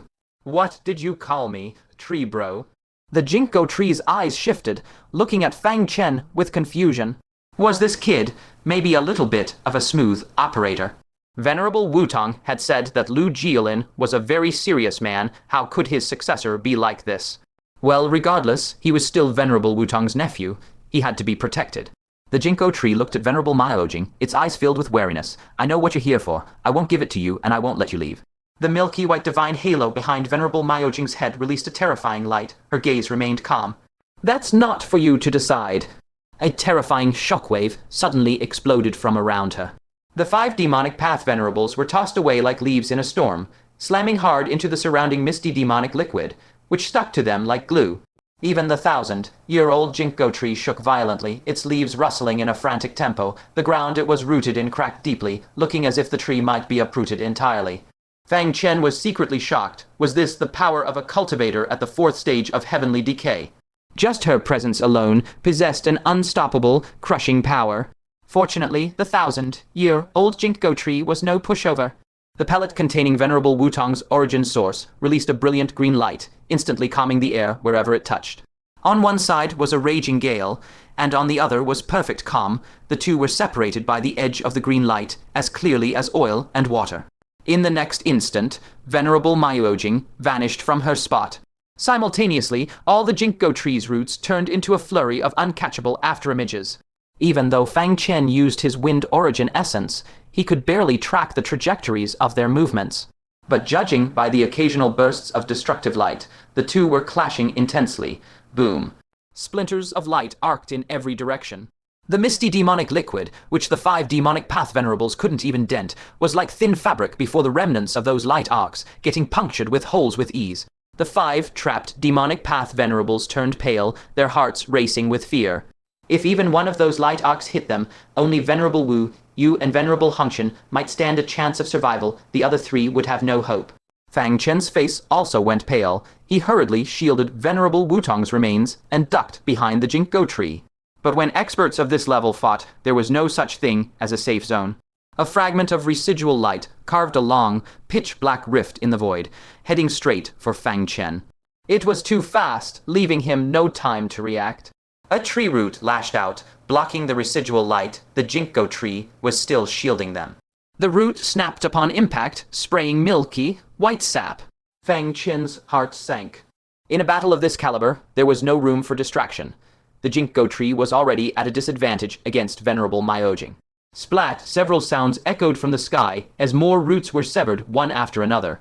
Then, with a thunderous, crushing sound, more than half of the ginkgo tree's canopy was shredded away. Sap sprayed everywhere like rain as the massive trunk shuddered violently. The few remaining roots slumped into view, drained of all strength to fight. "How dare you lose focus?" Venerable Wutong hissed, her figure materializing in a long black dress. Her pale right hand gripped a bizarre, serrated broadsword that radiated a staggering spiritual pressure. It was, without a doubt, a top-grade spiritual sword. The ginkgo tree raised its last remaining roots to shield Fang Chen and the body of Venerable Wutong, its voice raspy with exhaustion. "If only I weren't just an ordinary tree. If I had even a fraction of a divine tree's potential, I wouldn't have lost to you after inheriting my master's legacy." Venerable Wutong didn't deny it. After all, the ginkgo tree had inherited the entire origin source of a supreme cultivator, who had reached the 5 decays of heaven and man. Had it fully absorbed that power, it would have become a supreme master itself within 500 years. Brandishing her serrated sword, she stepped up to the ginkgo tree's eyes and said coldly, "Hand over the origin source yourself, and I will let you live." The ginkgo tree let out a bitter laugh. "If you take my origin source, I will lose my sentience and degenerate into nothing more than a mundane tree. And then, there will be no one left in this world to protect my master. I would rather you kill me." Venerable Wutong remained silent for a long moment before slowly raising her sword. "Very well, I will grant your wish." She brought the blade down toward the ginkgo tree's eyes, the core of its very existence. It was a killing blow. Fang Chen's eyes widened. Gritting his teeth, he activated the sage protection and yelled, "Throw me in front of her sword, quick." The ginkgo tree hesitated. How could Fang Chen, a mere 5, aperture nascent soul, block such a strike? The sheer spiritual pressure would disintegrate him into a bloody mist instantly. But since he knew the danger, why make such a demand? Did he actually have a way to survive the blow? With no time to lose, it whipped its roots around Fang Chen and pulled him forward. Moving with the speed of teleportation, he was thrust in front of the tree, just in time to meet Venerable Wutong's downward slash. She shook her head slightly, pointless resistance. How could a single root stop this strike? But suddenly, her eyes widened as she realized Fang Chen was wrapped within the roots. She tried to pull back her sword, but it was already too late. The serrated blade sliced through the root like tofu and struck Fang Chen dead on. But the expected gruesome sight of Fang Chen being sliced in half never came. Instead, the blade ground to a sudden halt 3 inches from his skin. A faint wisp of worldly laws surged from his body, holding the blade at bay. A sage law, Venerable Wutong gasped in shock. She never could have imagined that this nascent soul realm kid possessed a sage protection. The ginkgo tree was equally stunned, but it reacted instantly, capitalizing on the opening from Venerable Wutong's failed strike. Several roots shot forward like arrows, impaling her body. Hissing in pain, Venerable Wutong hacked through the roots before they could shred her flesh, then retreated in a flash, putting some distance between them. Divine blood welled like fountains from 4 gaping wounds. Infused with the remnants of Venerable Wutong's origin source, the injuries only continued to fester and expand. The counterattack had left her severely wounded. The ginkgo tree let out a soft sigh of relief and rasped, "Venerable Wutong, you cannot defeat me now." Neither side was in good shape, but with the ginkgo tree still in control of the Forbidden Zone, Venerable Wutong stood no chance of winning if they kept fighting. Venerable Wutong's face paled as she glared at Fang Chen. "You little brat, you lied about being Venerable Wutong's nephew, and I let it slide. Yet you dare ambush me. Outrageous." Feeling the sage law vanish from his body, Fang Chen's heart bled. His ultimate life, saving trump card, was gone, just like that. He glared back at her in frustration. "You lied to me too. Lost in the Forbidden Zone, please. You came here specifically for Venerable Wutong's relics. Pot meet kettle." Venerable Wutong grit her teeth and glared at Fang Chen. That little brat, feeling her life force drain along with her divine blood, she locked her gaze onto the ginkgo tree. "Give me all of Venerable Wutong's karmic merit." As a master who reached the 5 decays of heaven and man, she protected countless lives in the Great Barren State. Over 1,000 years, she must have accumulated an immense amount of karmic merit. Hand it over, and I will leave you in peace. The ginkgo tree sighed. "So you really did come for the merit." "Let me guess. Someone important to you is unable to break through to the great sage level, so they want to steal someone else's merit to force their way into the sage realm. Clutching her bleeding wound, Venerable Wutong growled, "That's none of your business. Just hand it over. Otherwise, the next person to come won't be me, and he won't be merciful enough to spare your life." The ginkgo tree's voice grew even rasper, filled with solemn warning. "I will never surrender my master's merit to anyone. Warn your companion, if he cannot step into the sage realm on his own, it means he lacks the goodwill and faith of the people. When one's virtue does not match their status, disaster surely follows. Forcing his way into the sage realm will only turn him into a subpar sage, destined to suffer backlash. The cost will far outweigh the gain." A flicker of hesitation crossed Venerable Wutong's eyes, but it was quickly replaced by cold determination. "That is none of your concern. I will ask you one last time, will you hand over the merit or not?" The ginkgo tree rasped, "I will never hand it over. If you try to take it by force, I will destroy it first." Venerable Wutong grit her teeth. "Fine, I hope you don't regret this." She spun around, parting the celestial azure demonic fluid with her serrated sword, and stormed off. Before vanishing, she cast one final, icy glare at Fang Chen, leaving a trail of divine blood behind as she blurred into the distance. That look sent a shiver down Fang Chen's spine. "Great, that crazy lady is going to hold a grudge against me, isn't she?" The ginkgo tree's voice instantly weakened. "You ruined her entire plan. Of course she's going to hold a grudge." Venerable Wutong's merit had been right within Venerable Wutong's grasp. But because of Fang Chen's life-saving law, her efforts had completely fallen through, and she was left severely injured in the process. Fang Chen's scalp tingled. Venerable Wutong wasn't just any ordinary deity transformation realm cultivator. She was a powerhouse who had reached the 4 decays of heaven and man. He decided then and there that the moment he got back to take, in Grand Province, he would glue himself to the Grand Libationer. It was the only way he would feel even remotely safe. "What about you, tree bro? From what you said, there's a cultivator of the 5 decays of heaven and man backing that crazy woman." The ginkgo tree replied, "No one below the 5 decays of heaven and man has any use for this merit anyway. This power was accumulated over 1,000 years from my master, silently protecting the lives around this forbidden zone. I will never let anyone else steal it." Fang Chen recalled the livestock offerings he'd seen outside the forbidden zone. Venerable Wutong had been silently protecting the weak in an entire province, benefiting countless lives. That was how he'd earned his merit. He mused, "Big tree, if doing good deeds is all it takes, it shouldn't be that hard. Just fake some charity, hire some PR to hype it up, and boom, instant merit, right?" The ginkgo tree replied, "If only it were that simple. Merit requires both achievement and character. Achievement is determined by the heavens, while character is judged by the people. You can buy people off with a show, but you can't fake results with the universe. There are ancient saints watching from above. Without real impact, no merit descends." Fang Chen realized that merit required the approval of both the world and its people. Without actually saving lives or contributing to the common good, you got nothing. If faking it worked, Venerable Wutong wouldn't have trekked all the way from Tianju to steal it. Thinking of this, he asked, "Big tree, what does it actually take to reach the sage realm? I've heard people say you need providence, and now you say you need merit." "Both work," the ginkgo tree said. "Entering the sage realm through providence means sacrificing the world to complete yourself. Doing it through merit means protecting the world to transcend yourself. The path you take depends on the person. However, my master once said that providence-based sagehood comes with massive drawbacks. It's unpopular, and in some places, it's even forbidden." Fang Chen nodded slightly. Providence-based sagehood was basically parasitical, fattening oneself at the expense of others. Unless the Central Plains was facing an existential crisis and needed a quick sage, nobody would drain the world's providence. In peacetime, only the most selfish people would do it. That Supreme from Tianju probably only tried to steal merit because providence-based sagehood was already banned in the Central Plains. "I'm definitely learning a lot hanging out with you, Big Tree," Fang Chen grinned. The ginkgo tree stared at him. "Actually, I'm the one impressed. You managed to get a sage to protect you with their laws. Even my master never landed a sage's favor." Fang Chen sighed and explained the situation with the Ice Age. Learning that anyone who passed the trials received a sage's protection, the ginkgo tree relaxed. "Okay, hearing that makes me feel a bit more balanced." Fang Chen couldn't help but roll his eyes. Since when did this toxic vibe of hating to see your brother succeed spread from taking Grand Province to the Great Barren State? He then looked at Venerable Wu, you and the others, plus the guy with the shattered divine halo. "You really plan to kill them, Big Tree?" he tested. The tree caught the subtext and asked, "What's your take?" Fang Chen replied seriously, "The ancient giants are back. If you kill them, the number of venerables in the Great Barren State will be cut in half. Who's going to defend the place then?" The ginkgo tree didn't look panicked at all, as if it already knew the ancient giants were coming.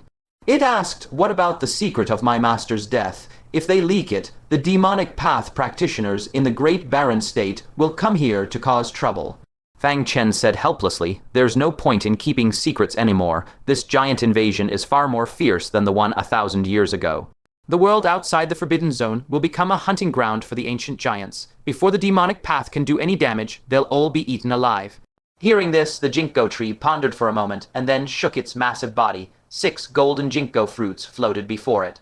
It looked at Venerable Wu Yu and the others. They were listening intently. Their lives depended on whether Fang Chen's plea worked.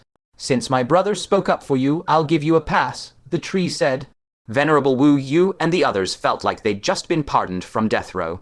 Before they could celebrate, the tree added, "But I don't want a word of today's events getting out. I need some insurance. Swallow these ginkgo fruits." With a whoosh, the 6 fruits flew toward them. The unconscious Venerable didn't get a choice. The fruit went straight down his throat. The other 5 stopped in front of the remaining Venerables. "What happens if we swallow them?" Venerable Wu Yu asked, terrified. "With a single thought, I can make them sprout and explode you from the inside out," the tree said. Their faces paled. This meant their lives were now tied to the ginkgo tree's whims. "If you don't want to eat, you can stay here forever," the tree threatened, radiating killing intent.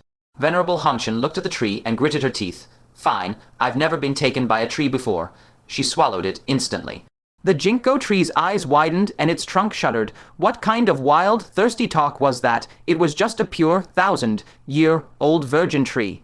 With her leading the way, Venerable Wu Yu and the others gritted their teeth and swallowed the fruits. Only then did the tree relax. It looked at Fang Chen, and a green ginkgo-shaped light flew from its core orb into his body. Fang Chen immediately felt 6 familiar pulses, the life signals of the 6 Venerables. "What is this?" he asked, stunned. The tree gave a raspy chuckle. "Their lives are in your hands now. If any of them get out of line, just trigger the seeds." Fang Chen gasped. "Me? These are 6 Venerables. 2 of them are even at the 2nd Decay cultivation realm." The tree smirked and turned to the 6 Demonic Path Venerables. "Any objections?" Venerable Wu Yu was shocked. The tree was handing over such critical control to a junior like Fang Chen. Of course he preferred this. A junior would be much easier to handle than a terrifying 1,000-year-old tree. "No objections, Wu," Yu said calmly.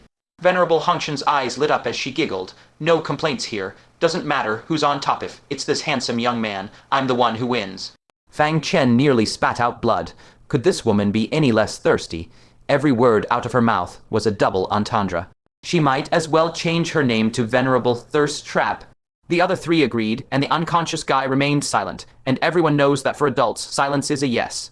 It was unanimous. Satisfied, the ginkgo tree released the 6 Demonic Path Venerables and opened a direct path to the outside world. "Get lost, keep the secret, and keep your disciples in check. If anyone causes trouble nearby, they're dead." Like prisoners being released, the 5 Venerables grabbed their unconscious friend and bolted. Once they were gone, the tree sighed. "Idiots. They have no idea they've been sold out." Fang Chen blinked. "Big tree, what do you mean?" "The Grand Libationer of the Great Barren State came to me to vent. The ancient giants are coming, but the 6 demonic sects won't listen to the Directorate of Astronomy. 2 of them were even busy killing each other." Fang Chen was stunned. No wonder the tree knew about the giants. The Grand Libationer had visited him. It made sense now why the Grand Libationer tricked them into coming here before disappearing himself. He gave a wry smile. "So you 2 planned this all along. You were going to use force to control the leaders of the demonic sects anyway. Even if I hadn't asked, you wouldn't have killed them, right? All that worrying for nothing." "Pretty much," the tree said. "The death threat was just to force their hand. The only difference was that the control was supposed to go to the Grand Libationer. Now, I leave this to you." Fang Chen froze for a moment, then asked, "Is this really okay? Won't the Grand Libationer of the Great Barren State come looking for trouble?" If someone had taken control of the 4 soul transformation experts and the 1 bodhisattva of the Taking Grand Province, the Grand Libationer wouldn't even have to worry. Fang Chen would be losing his mind. After all, if they took those 5 and left the province, how could they possibly resist the ancient giants? They might as well just lie down and die. The ginkgo tree said, "If she has a problem, tell her to come find me. Besides, she's just a drunkard.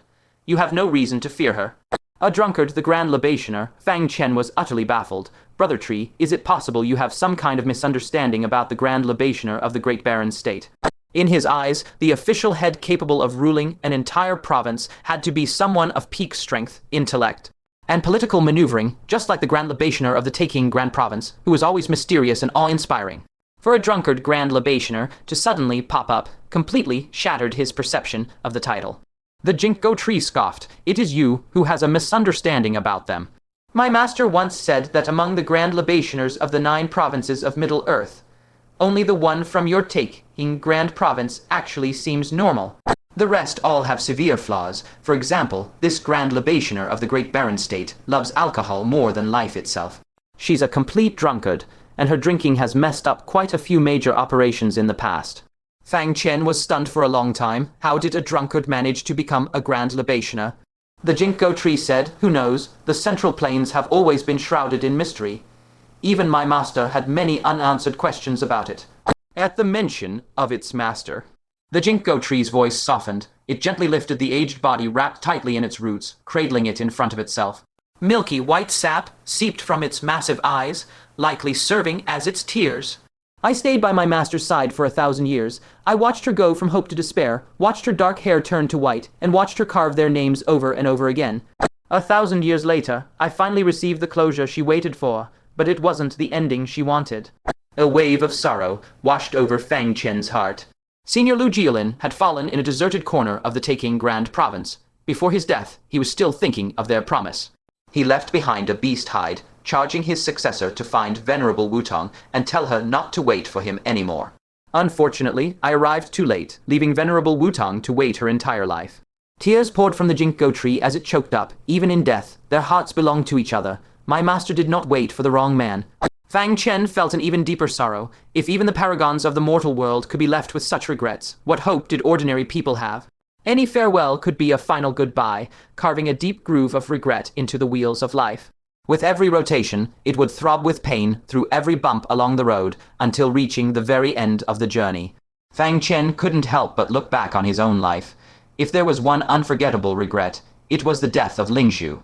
Fortunately, she had returned. If there was any other regret, the image of a gentle figure in colorful robes, standing in the wind with a soft smile, surfaced in his mind. She had treated him with nothing but tenderness, yet he had never returned the sentiment. When he was at his lowest, when no one cared about him, she was like a beam of light illuminating the window of his youth. But before he could repay her, she had returned to the Spirit Beast sect. From then on, it would be difficult for them to ever meet again. Time and distance would ruthlessly tear their bond apart. Fang Chen suddenly wondered, would there come a day when Gong Keiyi, like Venerable Wutong, would grow old and gray, her beauty faded, sitting alone atop the peaks of the Spirit Beast sect? Would she stare toward the Taking Grand Province, longing for the boy he once was, and then pass away in peaceful, meditative dissolution? At this thought, a sharp pang of pain shot through his chest.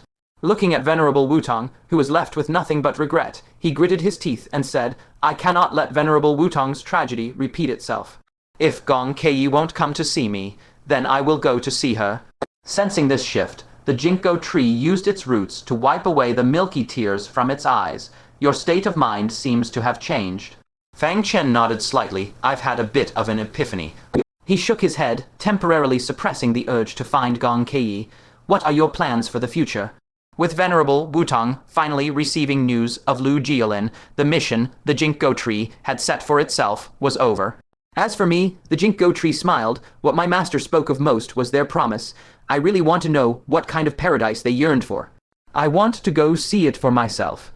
Fang Chen wanted to stop it. There was no such thing as a true paradise in this world. If you have each other's company, even purgatory can feel like a sanctuary. Without each other, even paradise is just another cage. But the Ginkgo Tree's next words made Fang Chen fall silent. I've heard that reincarnation exists. They loved each other so deeply perhaps they have already reunited in their next life and gone to that paradise. I will go take a look. If they are there, I will stay with them. If not, I will wait for their return. Fang Chen remained silent. Without a purpose, life became meaningless. The Ginkgo Tree had waited for 500 years after its master's passing just to fulfill Lu Jiolin's promise. Now that it had a new goal, how could Fang Chen stop it? He offered a small smile and asked, "Do you know where this paradise is?" The Ginkgo tree replied, "I only know it is in a very distant place." Fang Chen added, "Do you have a way to leave the central land realm? Only a sage has the power to tear through a realm's boundary." The Ginkgo tree thought for a moment. No need to worry. The central land realm isn't entirely sealed. Cracks appear at certain times, and I will act as the opportunity arises.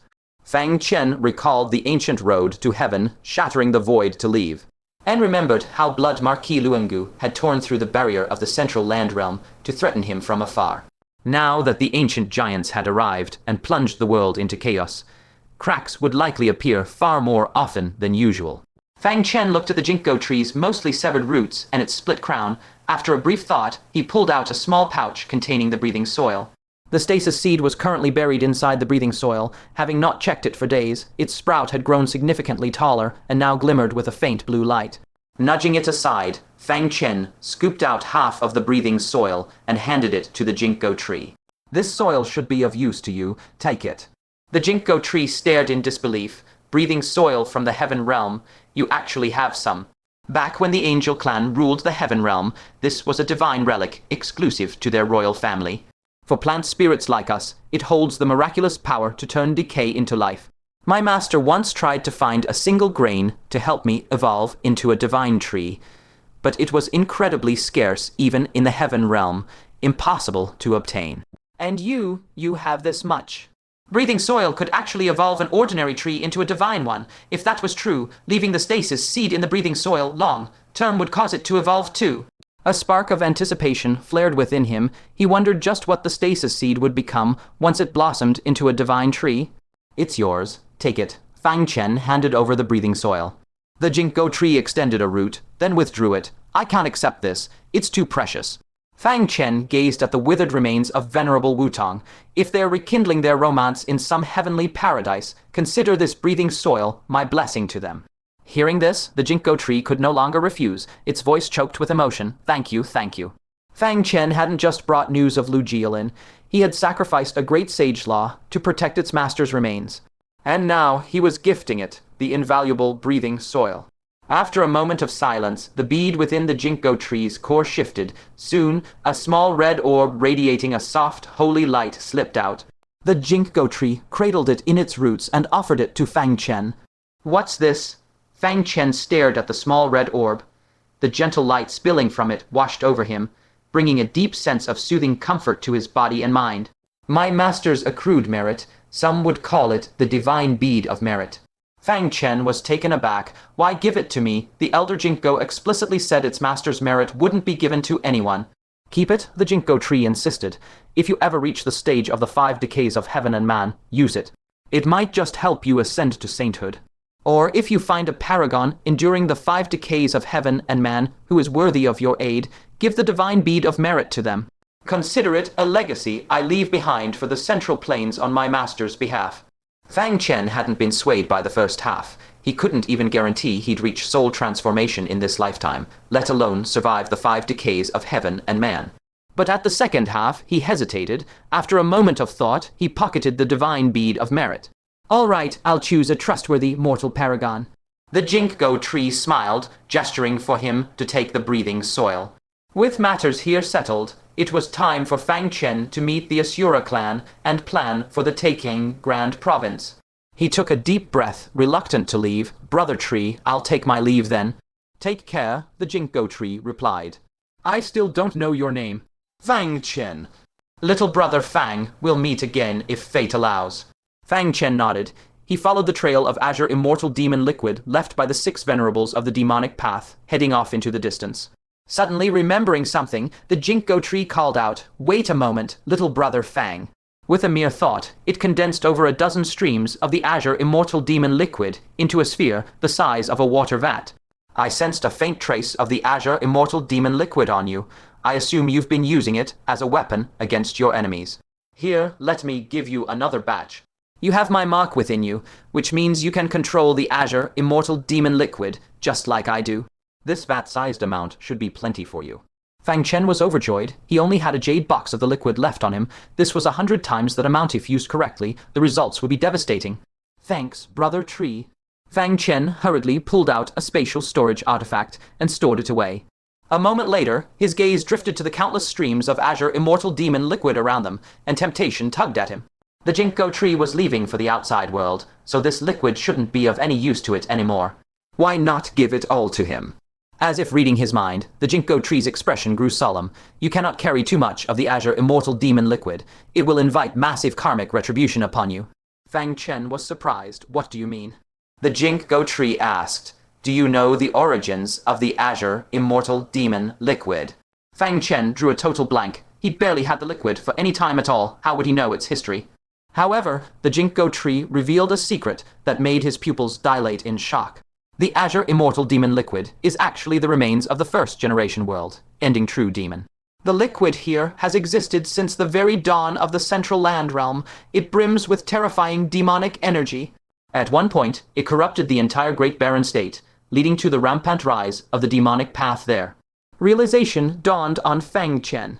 No wonder demonic cultivators only existed in the Great Barren State, yet were completely unheard of in the Taking Grand Province and the other territories. There was a historical reason behind it, and the root of it all was the azure immortal demon liquid inside the Great Barren Forbidden Zone. His brow quickly furrowed. What does that have to do with karma? Because the azure immortal demon liquid is the ultimate nourishment for reincarnated true demons, the ginkgo tree replied grimly. It accelerates their growth back into true demons. If I gave you all the liquid here, it would only be a matter of time before a reincarnated world, ending true demon hunts you down, bringing an apocalyptic slaughter upon you. Even the amount you hold right now is extremely dangerous. I can't let you carry any more. When I leave the central land realm, I'll take this forbidden zone of azure immortal demon liquid with me, wiping out a hidden danger for the central plains.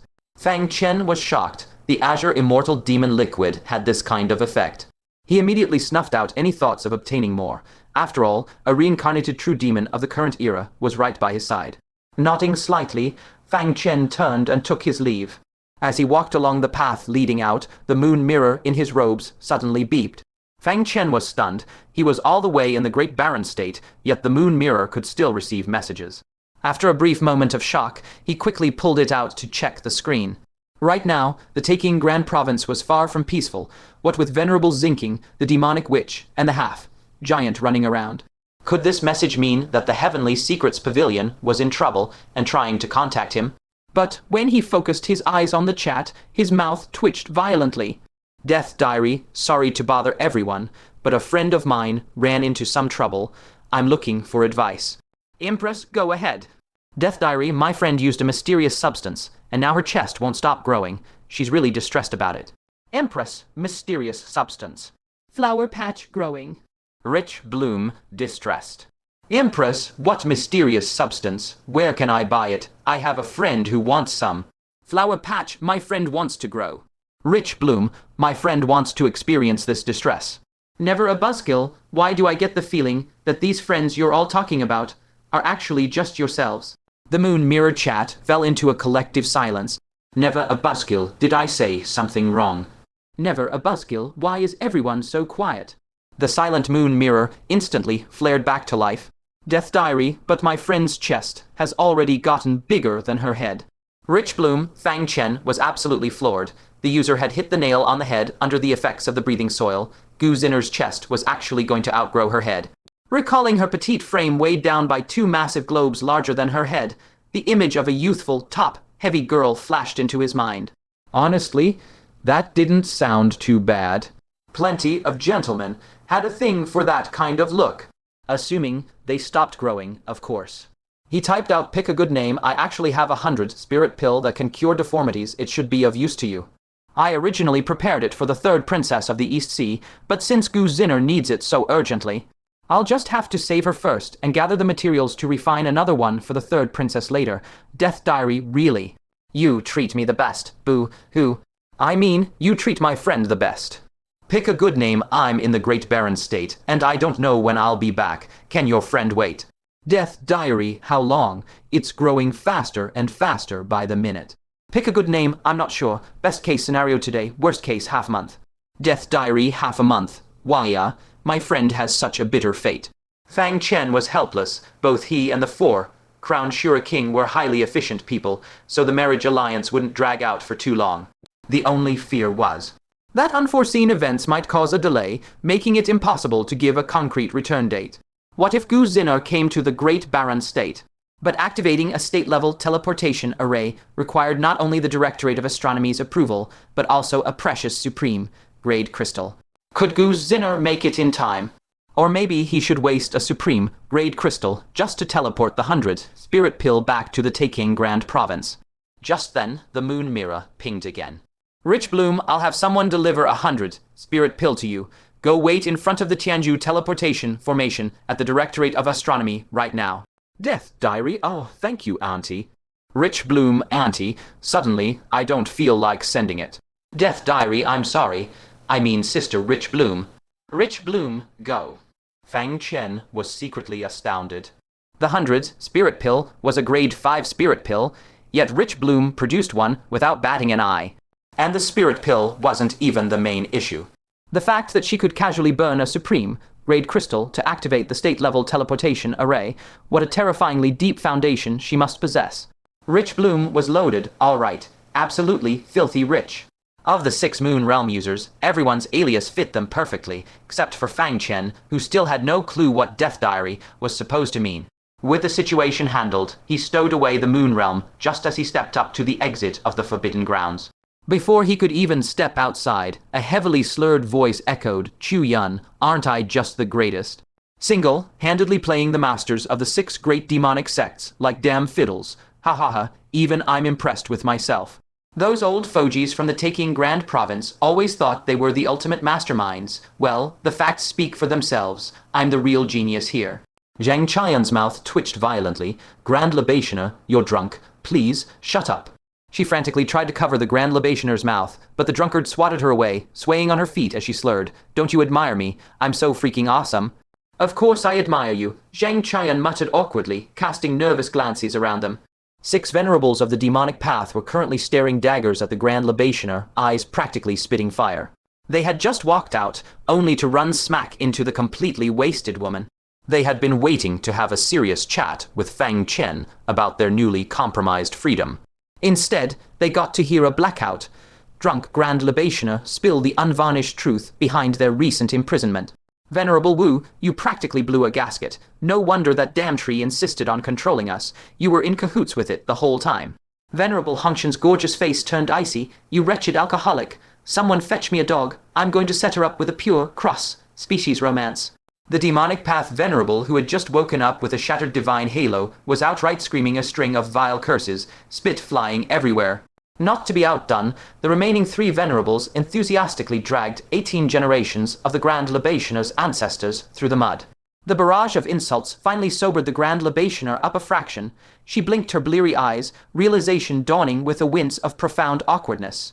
Oh, you're all here. What a coincidence. I was just drunk. Bragging.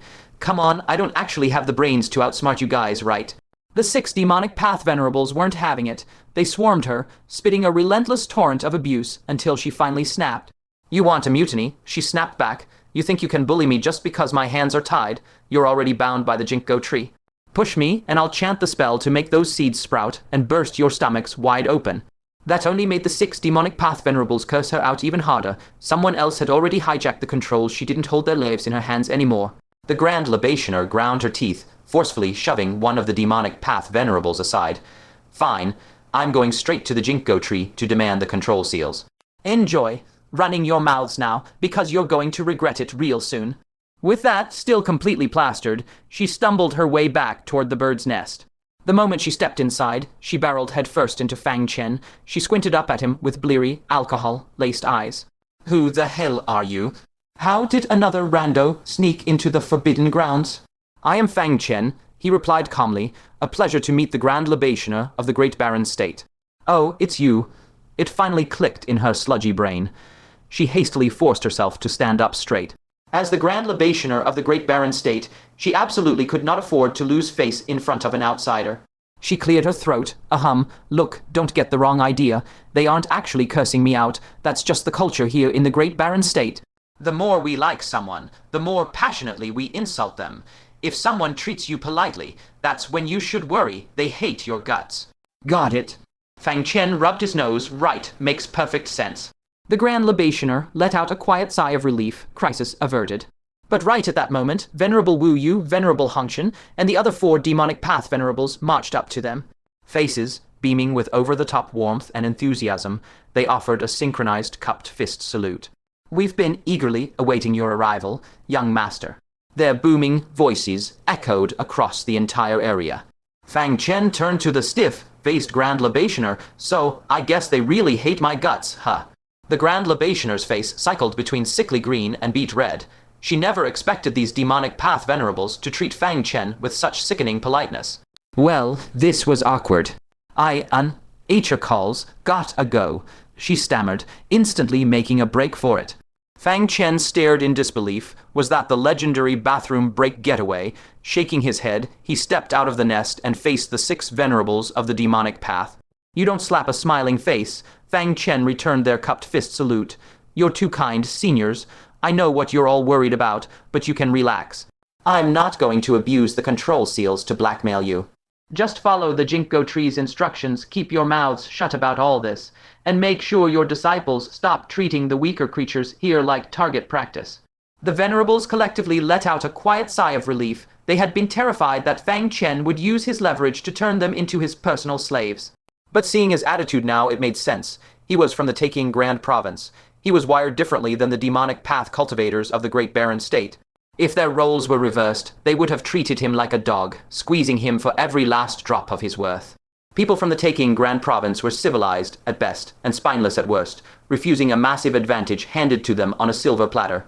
No wonder the Taking Grand Province was having its providence completely drained. But then, Fang Chen's tone took a sharp pivot. Of course, if you voluntarily feel the need to shower my sect back in the Taking Grand Province with gifts and protection, well, who am I to stop you? Since you'd be doing it entirely out of the goodness of your hearts, it'd be rude of me to reject such a kind gesture. The whiplash of his sudden pivot almost made Venerable Wu Yu cough up blood, the absolute audacity of this kid. So that was his play. Venerable Wu, you suddenly felt that the demonic cultivators of the Great Barren State were way too honest.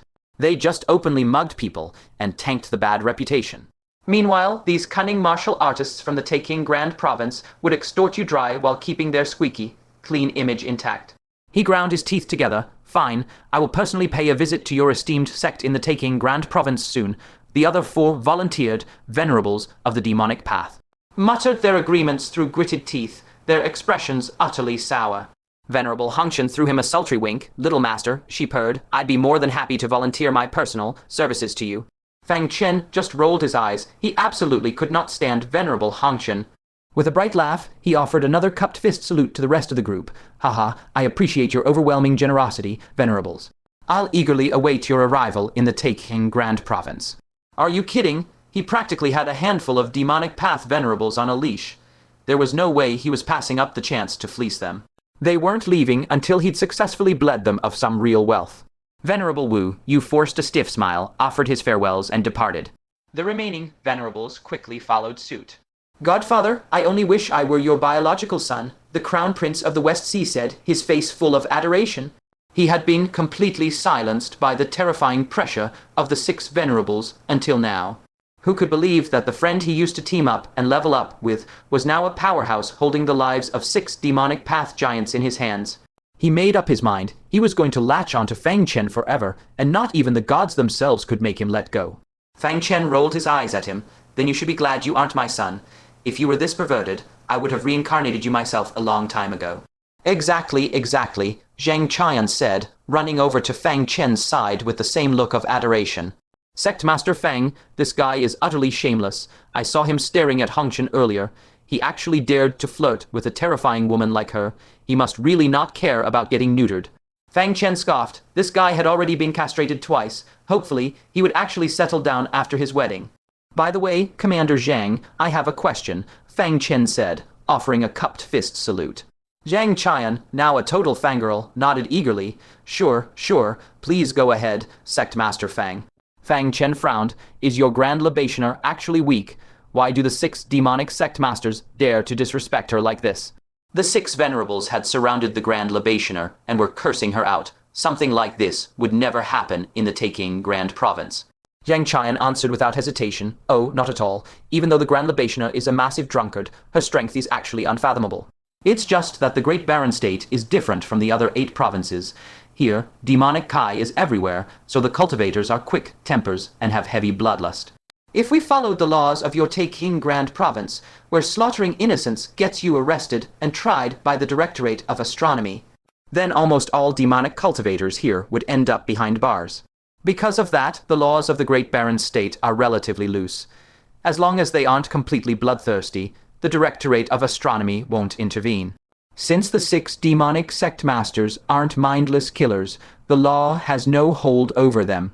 Even as the Grand Libationer of the Directorate of Astronomy, she can't just attack them without cause. But with the Ginkgo tree totem, it's a different story. The Grand Libationer can bypass the law and use it to keep them in check. Fang Chen realized then that the Grand Libationers of each province faced restrictions on when they could make a move. As official leaders, their every action represented the establishment, so they couldn't punish an innocent venerable on a whim. They needed a legitimate justification. That was why the demonic path venerables of the Great Barren State weren't afraid of the Grand Libationer. Because their laws were so lax, it was hard for the Grand Libationer to keep them in check within the boundaries of the rules. After pondering for a long time, he frowned and said, "There is a massive flaw in how the Great Barren State's laws were drafted. They loosened the laws and legalized their crimes just because they were afraid too many demonic cultivators would break them. Calling this backwards is an understatement. Isn't that basically encouraging them to commit crimes, prey on the weak, and artificially enforce survival of the fittest? What kind of idiot came up with these laws?" If Jiang Wuya came to the Great Barren State, he'd probably draw his sword and wipe out every last demonic cultivator here. Zhang Qian went dead quiet with fear. She simply pointed a finger toward the sky, not daring to utter a single word. Fang Chen finally understood the law had been established by an ancient saint when the Central Plains was founded. He glanced up at the sky and dropped the subject. Criticizing an unknown ancient saint while standing on the soil of the Great Barren State was definitely not a smart move. Not all ancient saints would react to an offense as mildly as the one in the Taking Grand Province, who would merely strike the offender with a casual bolt of lightning. I am absolutely furious. A frustrated scream echoed from the crow's nest, rapidly drawing closer. I was taking all the heat out front, while you were stealing my rewards in the back. This is outrageous. 1 second the voice was still inside the crow's nest, and the next, Fang Chen's vision blurred as the Grand Libationer, clad in a moon-white robe, rushed right up to him. Her face, looking to be in its 30s and flushed red from alcohol, was burning with rage.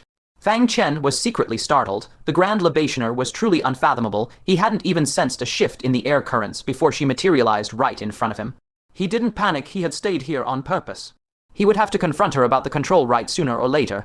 It was better to settle it here next to the Forbidden Zone than anywhere else. If he ended up at a disadvantage, he could always ask Brother Tree for help. Grand Libationer, that's not fair. Didn't you say the culture in the Great Barren State is different? Cursing at you is just their way of showing affection. Since those 6 demonic path venerables like you so much, why are you acting so offended? The tables had turned so fast that the Grand Libationer's head spun, leaving her completely speechless. Cut the crap and give me back my totem, she demanded once she finally recovered. There was no way Fang Chen was going to cough up what was already in his possession. He said the Ginkgo tree must have told you not to cause trouble for me, Grand Libationer. Why bother pestering me? It was obvious without even thinking that the Ginkgo tree had warned the Grand Libationer. Unfortunately, she just couldn't let it go. You're an outsider. Why do you even need control over them? I can't let you take them back to the Taking Grand Province. The Grand Libationer voiced her concern. With a major war looming, she would cry herself to death if Fang Chen forced 6 top-tier venerables to go with him to the Taking Grand Province. Fang Chen shrugged. If you insist on taking it back by force, then I'll just have to ask the Ginkgo tree to settle this. With that, he took a step forward, heading straight for the Forbidden Zone. The Grand Libationer stamped her foot and pulled Fang Chen back. Wait, we can handle this ourselves. No need to disturb the Ginkgo tree. Her eyes darted around as an idea struck. How about this? Let's make a bet. She pulled out a block of ice. Frozen deep within was the faint outline of a small black snake. Fang Chen recognized it instantly. His pupils contracted sharply as he gasped. A dark night black snake from the Heaven Realm. It was exactly this creature's venom that he had used to poison and kill the heavily injured space giant king. At the time, he had hoped to find more Dark Knight black snakes in the Heaven Realm. But the people of the Black Cloud Stronghold told him that the species had already been hunted to near extinction by the ancient giants, and mature ones were incredibly rare. Yet here was the Grand Libationer of the Great Barren State, holding one right in front of him. The Grand Libationer smiled sweetly. I'd expect nothing less from someone who's dealt with a Dark Knight black snake before. You recognized it instantly. Since you know what it is, I don't need to explain how valuable it is, do I? Fang Chen's heart raced. With this snake's venom, he would have another chance to poison a giant king. For the taking Grand Province, which sorely lacked venerables, this was an absolute trump card. But a moment later, suspicion crept into Fang Chen's mind. It's not dead, is it? How could a Dark Knight black snake survive being frozen solid like that? If it were a recently deceased Dark Knight black snake, the venom might still be potent. But if too much time had passed, the venom would have lost all its efficacy. A sharp gleam flashed in the Grand Libationer's eyes. Of course, it's alive. Would a Grand Libationer like me lie to you? She tapped her finger against the ice, and the Dark Knight black snake gave a weak, twitching struggle. It was indeed alive. Fang Chen finally let his guard down. Then he pondered, what's the bet, Grand Libationer? If it's a test of raw strength, count me out. The Grand Libationer rolled her eyes. What kind of person do you take me for? Do I look like someone who bullies juniors? Fang Chen gave her a highly skeptical look. A person who had tricked 6 demonic path venerables into a forbidden zone was hardly an innocent soul. Just tell me, how do you want to play this? With a mischievous grin, the Grand Libationer pulled out 2 flasks of wine. We'll see who can drink more. You're a grown man. You can't possibly have a weaker tolerance than a woman, right? Don't make me look down on you. He knew she was up to no good. She was a notorious drunkard. How could his alcohol tolerance possibly beat hers?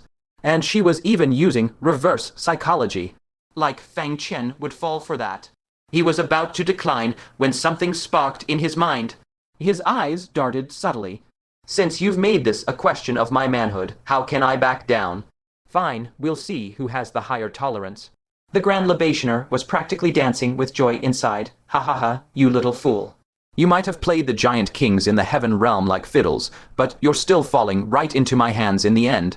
When it comes to drinking tolerance, if I claim to be second, who in the Central Plains would dare claim first? She did her absolute best to suppress her laughter. With a deadpan face, she handed one of the flasks to him. First one to pass out loses, she said. If you lose, you have to accept defeat and hand over control to me. But if you win, the Dark Knight black snake is yours. Fang Chen took the flask. Deal. He paused for a moment.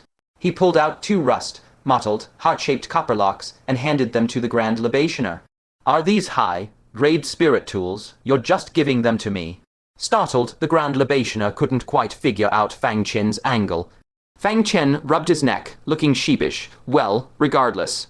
I feel terrible for swiping the control rights you worked so hard to secure, Senior. I stumbled upon these copper locks by accident, and they're useless in my hands. Consider them a small token of my apology. I just hope that, for the sake of these locks, you'll accept defeat gracefully if you lose later. No hard feelings. Is it really my lucky day? The Grand Libationer was no fool. In the Great Barren State, turning down free loot just made you the town idiot. She accepted them with a beaming smile, turning the locks over in her hands admiringly. Don't mind if I do. It's an honor that you like them, Senior, Fang Chen said with utmost sincerity. I've always held the deepest respect for the Directorate of Astronomy, and for you, Grand Libationer. It's because of your vigilant protection that the 9 provinces have enjoyed a millennium of peace. Such high praise made even the thick-skinned Grand Libationer blush a little. She thought to herself, Fang Chen is actually a decent kid. I'll go easy on him and not make his loss too embarrassing. You flatter me, she chuckled. Now, let's get this drinking contest started. She slipped the heart-shaped locks into her sleeve. She figured she'd study the marvelous uses of this high-grade spirit tool after winning back control. Seeing her pocket the gift so carelessly, Fang Chen finally let out a sigh of relief. These copper locks were actually a defensive magical artifact gifted to him by Venerable Bane, known as the Misfortune Shifting Locks. When planted on an expert, any harm Fang Chen endured would instantly transfer directly to them. And the intoxicating effects of alcohol, that counted as a form of bodily harm. So, while Fang Chen would be doing the drinking, the Grand Libationer would be the one getting drunk. Let's begin, then. Fang Chen popped the stopper off his wine gourd, tipped his head back, and chugged. The Grand Libationer nearly jumped out of her skin. Wait, you can't down it like that. That's my strongest brew. Even I don't dare chug it. Fang Chen smirked. Perfect. He paused for a breath. Bottoms up, Grand Libationer. I'll lead the way. Glug, glug, glug. Watching Fang Chen relentlessly gulp down the liquor, the Grand Libationer gritted her teeth. As if I'd lose to a kid like you. She hoisted her own gourd and started chugging. As the fiery liquor hit his stomach, Fang Chen felt an agonizing, burning sensation erupt within him. A dizzying wave of intoxication violently surged into his mind. But just as his vision began to blur, a mysterious force instantly wiped the drunkenness away, leaving his mind crystal clear. Even the burning sensation in his stomach vanished into thin air. Meanwhile, the Grand Libationer had barely taken a few swigs before the world started spinning. She was forced to stop. What's going on? She mumbled, swaying, dizzy after just a few gulps. Why is this batch hitting so hard today? She turned to check on Fang Chen, only to see him still guzzling down the booze like it was water. For the first time in her life, she actually doubted her own alcohol tolerance. He's just bluffing. There's no way anyone can outdrink me. She fiercely tipped the gourd back again, gulping frantically. Half a gourd later. Her knees buckled, nearly sending her crashing to the floor. Zhang Qian rushed forward to catch her, her voice laced with worry. Grand Libationer, stop drinking. The Grand Libationer squinted blearily at Fang Chen, her eyes shooting wide open when she realized he had already drained his entire gourd. He shook the empty gourd, looking completely unfazed. Not that strong, honestly. Tastes like weak rice wine. Grand Libationer, you're still not finished. The Grand Libationer looked from his empty gourd back to her own, seriously starting to wonder if the kid was chugging plain water. But she had pulled the gourds from her own stash. How could there be a mistake? Zhang Qian stared at Fang Chen, her beautiful eyes practically sparkling. She hadn't expected Fang Chen to be this extraordinary. He could even outdrink the Grand Libationer. She turned back to her stumbling leader and sighed in mild exasperation. Grand Libationer, just throw in the towel. It's obvious you're out of your league here. The Grand Libationer's temper flared. Whose side are you on anyway? Who says I can't outdrink him? She slammed back the rest of the bottle, draining it in one go. That made 2 full bottles of high-proof liquor. Already completely wasted, she lost her footing, wobbled, and face-planted onto the floor. She mumbled drunkenly, I'm not drunk, help me up. I can go another 100 rounds. Ugh, gag. Fang Chen walked over and patted her on the back with a faint smile. Grand Libationer, I win. Wiping the vomit from her chin, her stomach churning, and her pride shattered, she began to sob miserably. I can't believe someone outdrank me. What's the point of living? I might as well just die. Fang Chen held out his hand. Before you do, a bet's a bet. Hand over the prize first. Reluctantly, she pulled out a block of ice and shoved it viciously into his hand. You win this round, kid, but don't get cocky. That ice isn't going to melt easily. Fang Chen's heart sank as a bad premonition washed over him. He quickly took the ice and tried to melt it with his netherworld ghost fire. Almost no cultivator below the nascent soul or soul projection realms could withstand this flame with their bare flesh. Yet, sitting right in the center of the dark flames, the ice remained completely unaffected, showing no signs of melting. His expression darkened. There was definitely something off about this ice. The Grand Libationer smirked. Think about it. If it were that easy to extract the Dark Knight Black Snake, wouldn't I have done it already? Why would I leave it frozen inside? Our scouts found this snake in a mysterious cold spring in the Heaven Realm. The freezing energy there was so terrifying it almost killed a Venerable. You might be a master of fire, but you're nowhere near strong enough to melt this. Though the scouts of the Great Baron State hadn't penetrated as deep into the tribal heartlands as Fang Chen had, they hadn't returned empty-handed. They were simply powerless to do anything with the Dark Knight Black Snake they had recovered. That was why the Grand Libationer had been so generous in using it as a wager. If she won, great. If she lost, she didn't really lose anything of immediate use to her. Fang Chen rolled his eyes. You sneaky schemer. Reeking of alcohol, she grinned. All's fair in war. With a grim expression, Fang Chen summoned the fire origin with a thought. The Grand Libationer's smile vanished. She rubbed her eyes. You absolute freak. Aren't you just in the nascent soul realm? How have you already comprehended an origin source? Ignoring her, Fang Chen pressed the fire origin directly against the ice. Sizzling sounds echoed as a tiny sesame seed-sized pit was scorched into the ice, but it still refused to melt further. Seeing this, the Grand Libationer let out a sigh of relief, her smug grin returning. Well, thank goodness your origin source is still too weak. Otherwise, I would have coughed up blood from sheer frustration. If a junior from another state managed to free the Dark Knight Black Snake when she couldn't, she really would have exploded with rage. Fang Chen frowned. The ice block was indeed beyond his current capabilities. But looking at the Dark Knight Black Snake trapped inside, he hated the thought of giving up. How on earth was he supposed to melt this ice? He closed his eyes and searched his mind, running through his arsenal of spiritual artifacts. Suddenly his eyes snapped open. He instantly pulled out the Heaven, burning furnace, along with the listening snow sword sheathed inside it. A look of anticipation flickered in his eyes. He had never actually used the true power of this supreme grade spirit artifact, the Heaven, burning furnace. That was because Biluo had told him her master only ever used it for one thing: boiling water. Indeed, both Fang Chen and the Reverend of Six Daos had been utterly dumbfounded when they heard that. Using a supreme grade spirit artifact just to boil water was completely mind-boggling. For the longest time, Fang Chen had assumed the Heaven burning furnace was useless for anything other than randomly spewing magma. But now he began to wonder what kind of water Biluo's master had been boiling. It probably wasn't ordinary water. Two supreme grade spirit artifacts. The Grand Libationer's eyes went wide, instantly knocking back some of her drunkenness. She stared greedily. How much wine could I buy if I traded that furnace? Damn it, I'm the Grand Libationer. I can't just rob people like a demonic cultivator. Curse the Directorate of Astronomy for holding me back. Fang Chen's face fell. He hadn't realized that in addition to being a raging alcoholic, she was also a greedy hoarder. He grabbed the listening snow sword and yanked it out, quickly shoving the ice block over the opening of the furnace before the weapon could react. As a result, the erupting magma blasted directly against the bottom of the ice block. While the magma wasn't as hot as his fire origin, its sheer volume was thousands of times greater. Under the relentless assault of the blue magma, the ice block, which was harder than top-grade ore, finally began to shake violently. Clouds of steam billowed out, creating a thick, white mist. Fang Chen watched the ice block intently. Just as it melted enough to reveal the Dark Knight Black Snake, he pulled it away, letting the residual heat melt the final, thin layer. Otherwise, the Dark Knight Black Snake would never survive the blue magma and would be reduced to ash in an instant. Finally unleashed after so long, the furnace continued to spray concentrated essence of magma.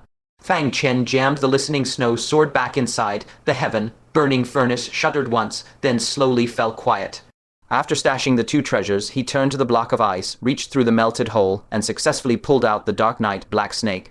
Having been frozen for God knows how long, the creature was on its last legs, completely powerless to resist. Because of this, Fang Chen squeezed out its venom with ease. "Haha, the ultimate weapon against the Giant King is mine. Much obliged, Grand Libationer." "You really are a saint. You didn't even use it yourself, leaving it behind for taking Grand Province instead. On behalf of every living soul in taking Grand Province, I thank you." Fang Chen couldn't help but burst into a triumphant laugh.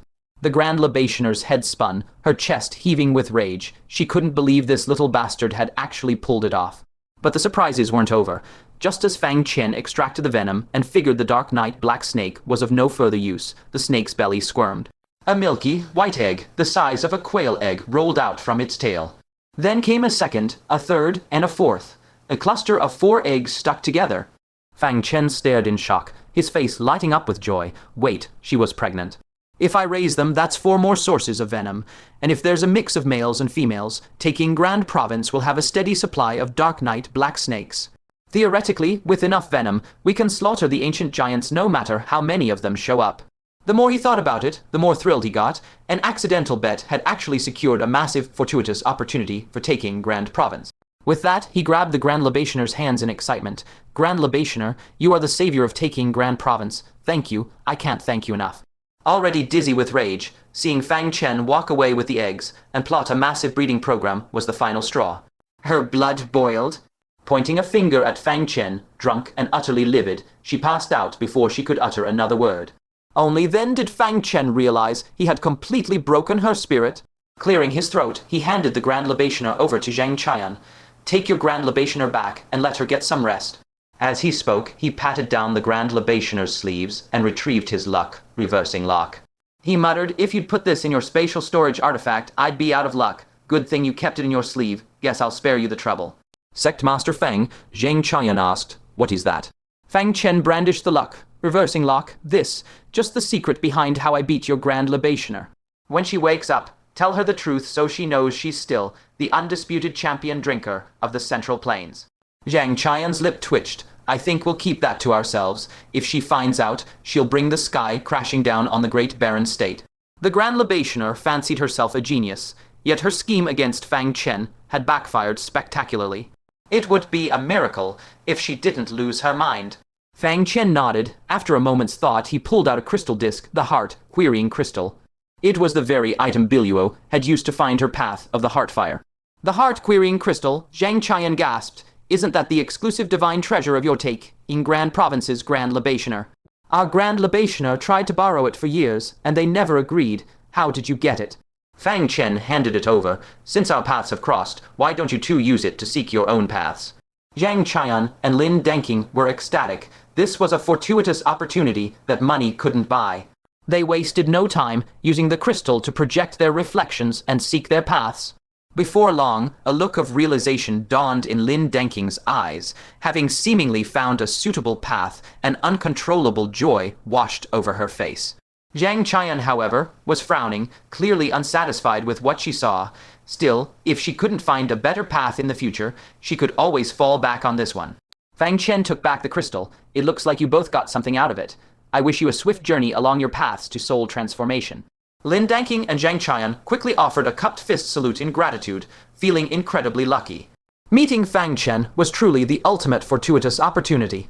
"I'll take my leave then," Fang Chen said. He glanced around and saw the block of ice and the dark night black snake.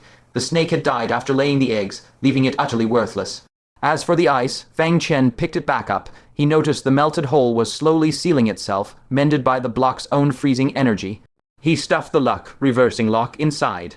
With the ice block sealing it, even if someone else ended up with the lock, he wouldn't have to worry about them erasing his spiritual imprint and claiming it as their own. Unable to extract the lock, no one would be able to test its powers. They would probably just assume they had stumbled upon a high-grade spirit tool and smugly keep it on them. He smiled. "I wonder who the next unlucky bastard will be." Having packed everything up, he set off for the 10,000 Devils Cave with the Crown Prince of the West Sea. Their teleportation formation was the only way to reach the purple, forbidden demon palace. While they were on their way, space rippled near the sky-touching black pillar, and a sudden spray of fresh blood rained down from the sky. A moment later, Venerable Wutong crashed heavily to the ground. She was covered in blood, which poured relentlessly from 4 gaping wounds. Fortunately, once she was far from the forbidden ground, the ginkgo tree's origin source energy weakened significantly, allowing her wounds to slowly close. Her face was completely drained of color. Slumping weakly against a mountain gate, she swallowed a handful of healing spirit pills, laid her jagged sword across her knees, and began to silently circulate her energy. As a wave of pain washed over her, she winced and grew increasingly furious. "You little liar, you ruined everything. I'll make you pay for this." If it weren't for Fang Chen, how could she have ended up in this state? How could she have failed at the very last second? "Just wait until I heal. I'm coming for you." Fang Chen still carried the lightning she had given him. Tracking him down by his aura would be a piece of cake. Enduring the agonizing pain, she continued to guide her energy, but then she sighed. "My time is running out. I must find a way to gather enough karmic merit for Fenger. He has sacrificed far too much for this day. I have to do something for him." 10 minutes later, inside the teleportation grand hall of the purple forbidden demon palace, the moment Fang Chen's feet touched solid ground, a vicious wind rushed at his face. Without a second thought, he summoned the yin ruler of the Mist Giant King to block the blow. After the dull thud of a blade hacking into flesh echoed, Fang Chen focused his gaze. The teleportation grand hall was a scene of absolute chaos. One faction consisted of demonic cultivators in purple robes, likely the defending forces of the besieged purple forbidden demon palace. The other faction was naturally the white bone demon sect, taking advantage of the chaos. Since the battle had reached the teleportation hall, the disciples of the purple forbidden demon palace were likely retreating and trying to escape via the teleportation formation, only to be cornered. The assailant was a 6 aperture nascent soul cultivator from the white bone demon sect. Gripping a pitch black demonic blade, he stared at the colossal form of the Mist Giant King in absolute horror. Even for a ruthless demonic cultivator coming face to face with a mountain of a giant king for the first time was terrifying. The terror remained, deep and suffocating. Fang Chen scanned the corpses littering the ground. 2 of them had been mid-stage nascent soul realm experts, and he felt a sharp pang of frustration at the waist. These were supposed to be the heavy hitters, meant to resist the ancient giants. They hadn't fallen on the battlefield, they'd been slaughtered by their own people. He hadn't wanted to get involved, but seeing the great barren state throw away its power like this was more than he could stand. "Stop, all of you," he roared. The demonic cultivator with the 6 aperture nascent soul snapped back to his senses. He sized up Fang Chen's cultivation level, his eyes gleaming with greed. "That ancient giant of yours is quite the prize. It's mine now." Fang Chen's gaze turned icy. Clearly, reasoning with demonic cultivators was a waste of breath. If that was how it was, he would keep killing until they finally understood the meaning of terror. Absolute cinema. These demonic venerables really thought they were the main characters until 1,000-year-old Ginkgo tree treated their divine halos like bubble wrap. But the real MVP, Fang Chen, the absolute menace. Bro really used a misfortune-shifting cheat code to outdrink a Grand Libationer, basically gaslighting her into a breakdown. Imagine being a 4th decay powerhouse and losing your life's work because you couldn't handle a fermented grape. While the world's providence is literally circling, the drain and ancient giants are prepping the dinner table, these masters are busy getting scammed for eggs and getting drunk. Fang Chen's out here playing 4D chess while everyone else is playing checkers in the mud. Tell me, is Fang Chen a strategic genius for uniting the demonic path through extortion? Or is he just a lucky cockroach surviving on a sage's leftovers?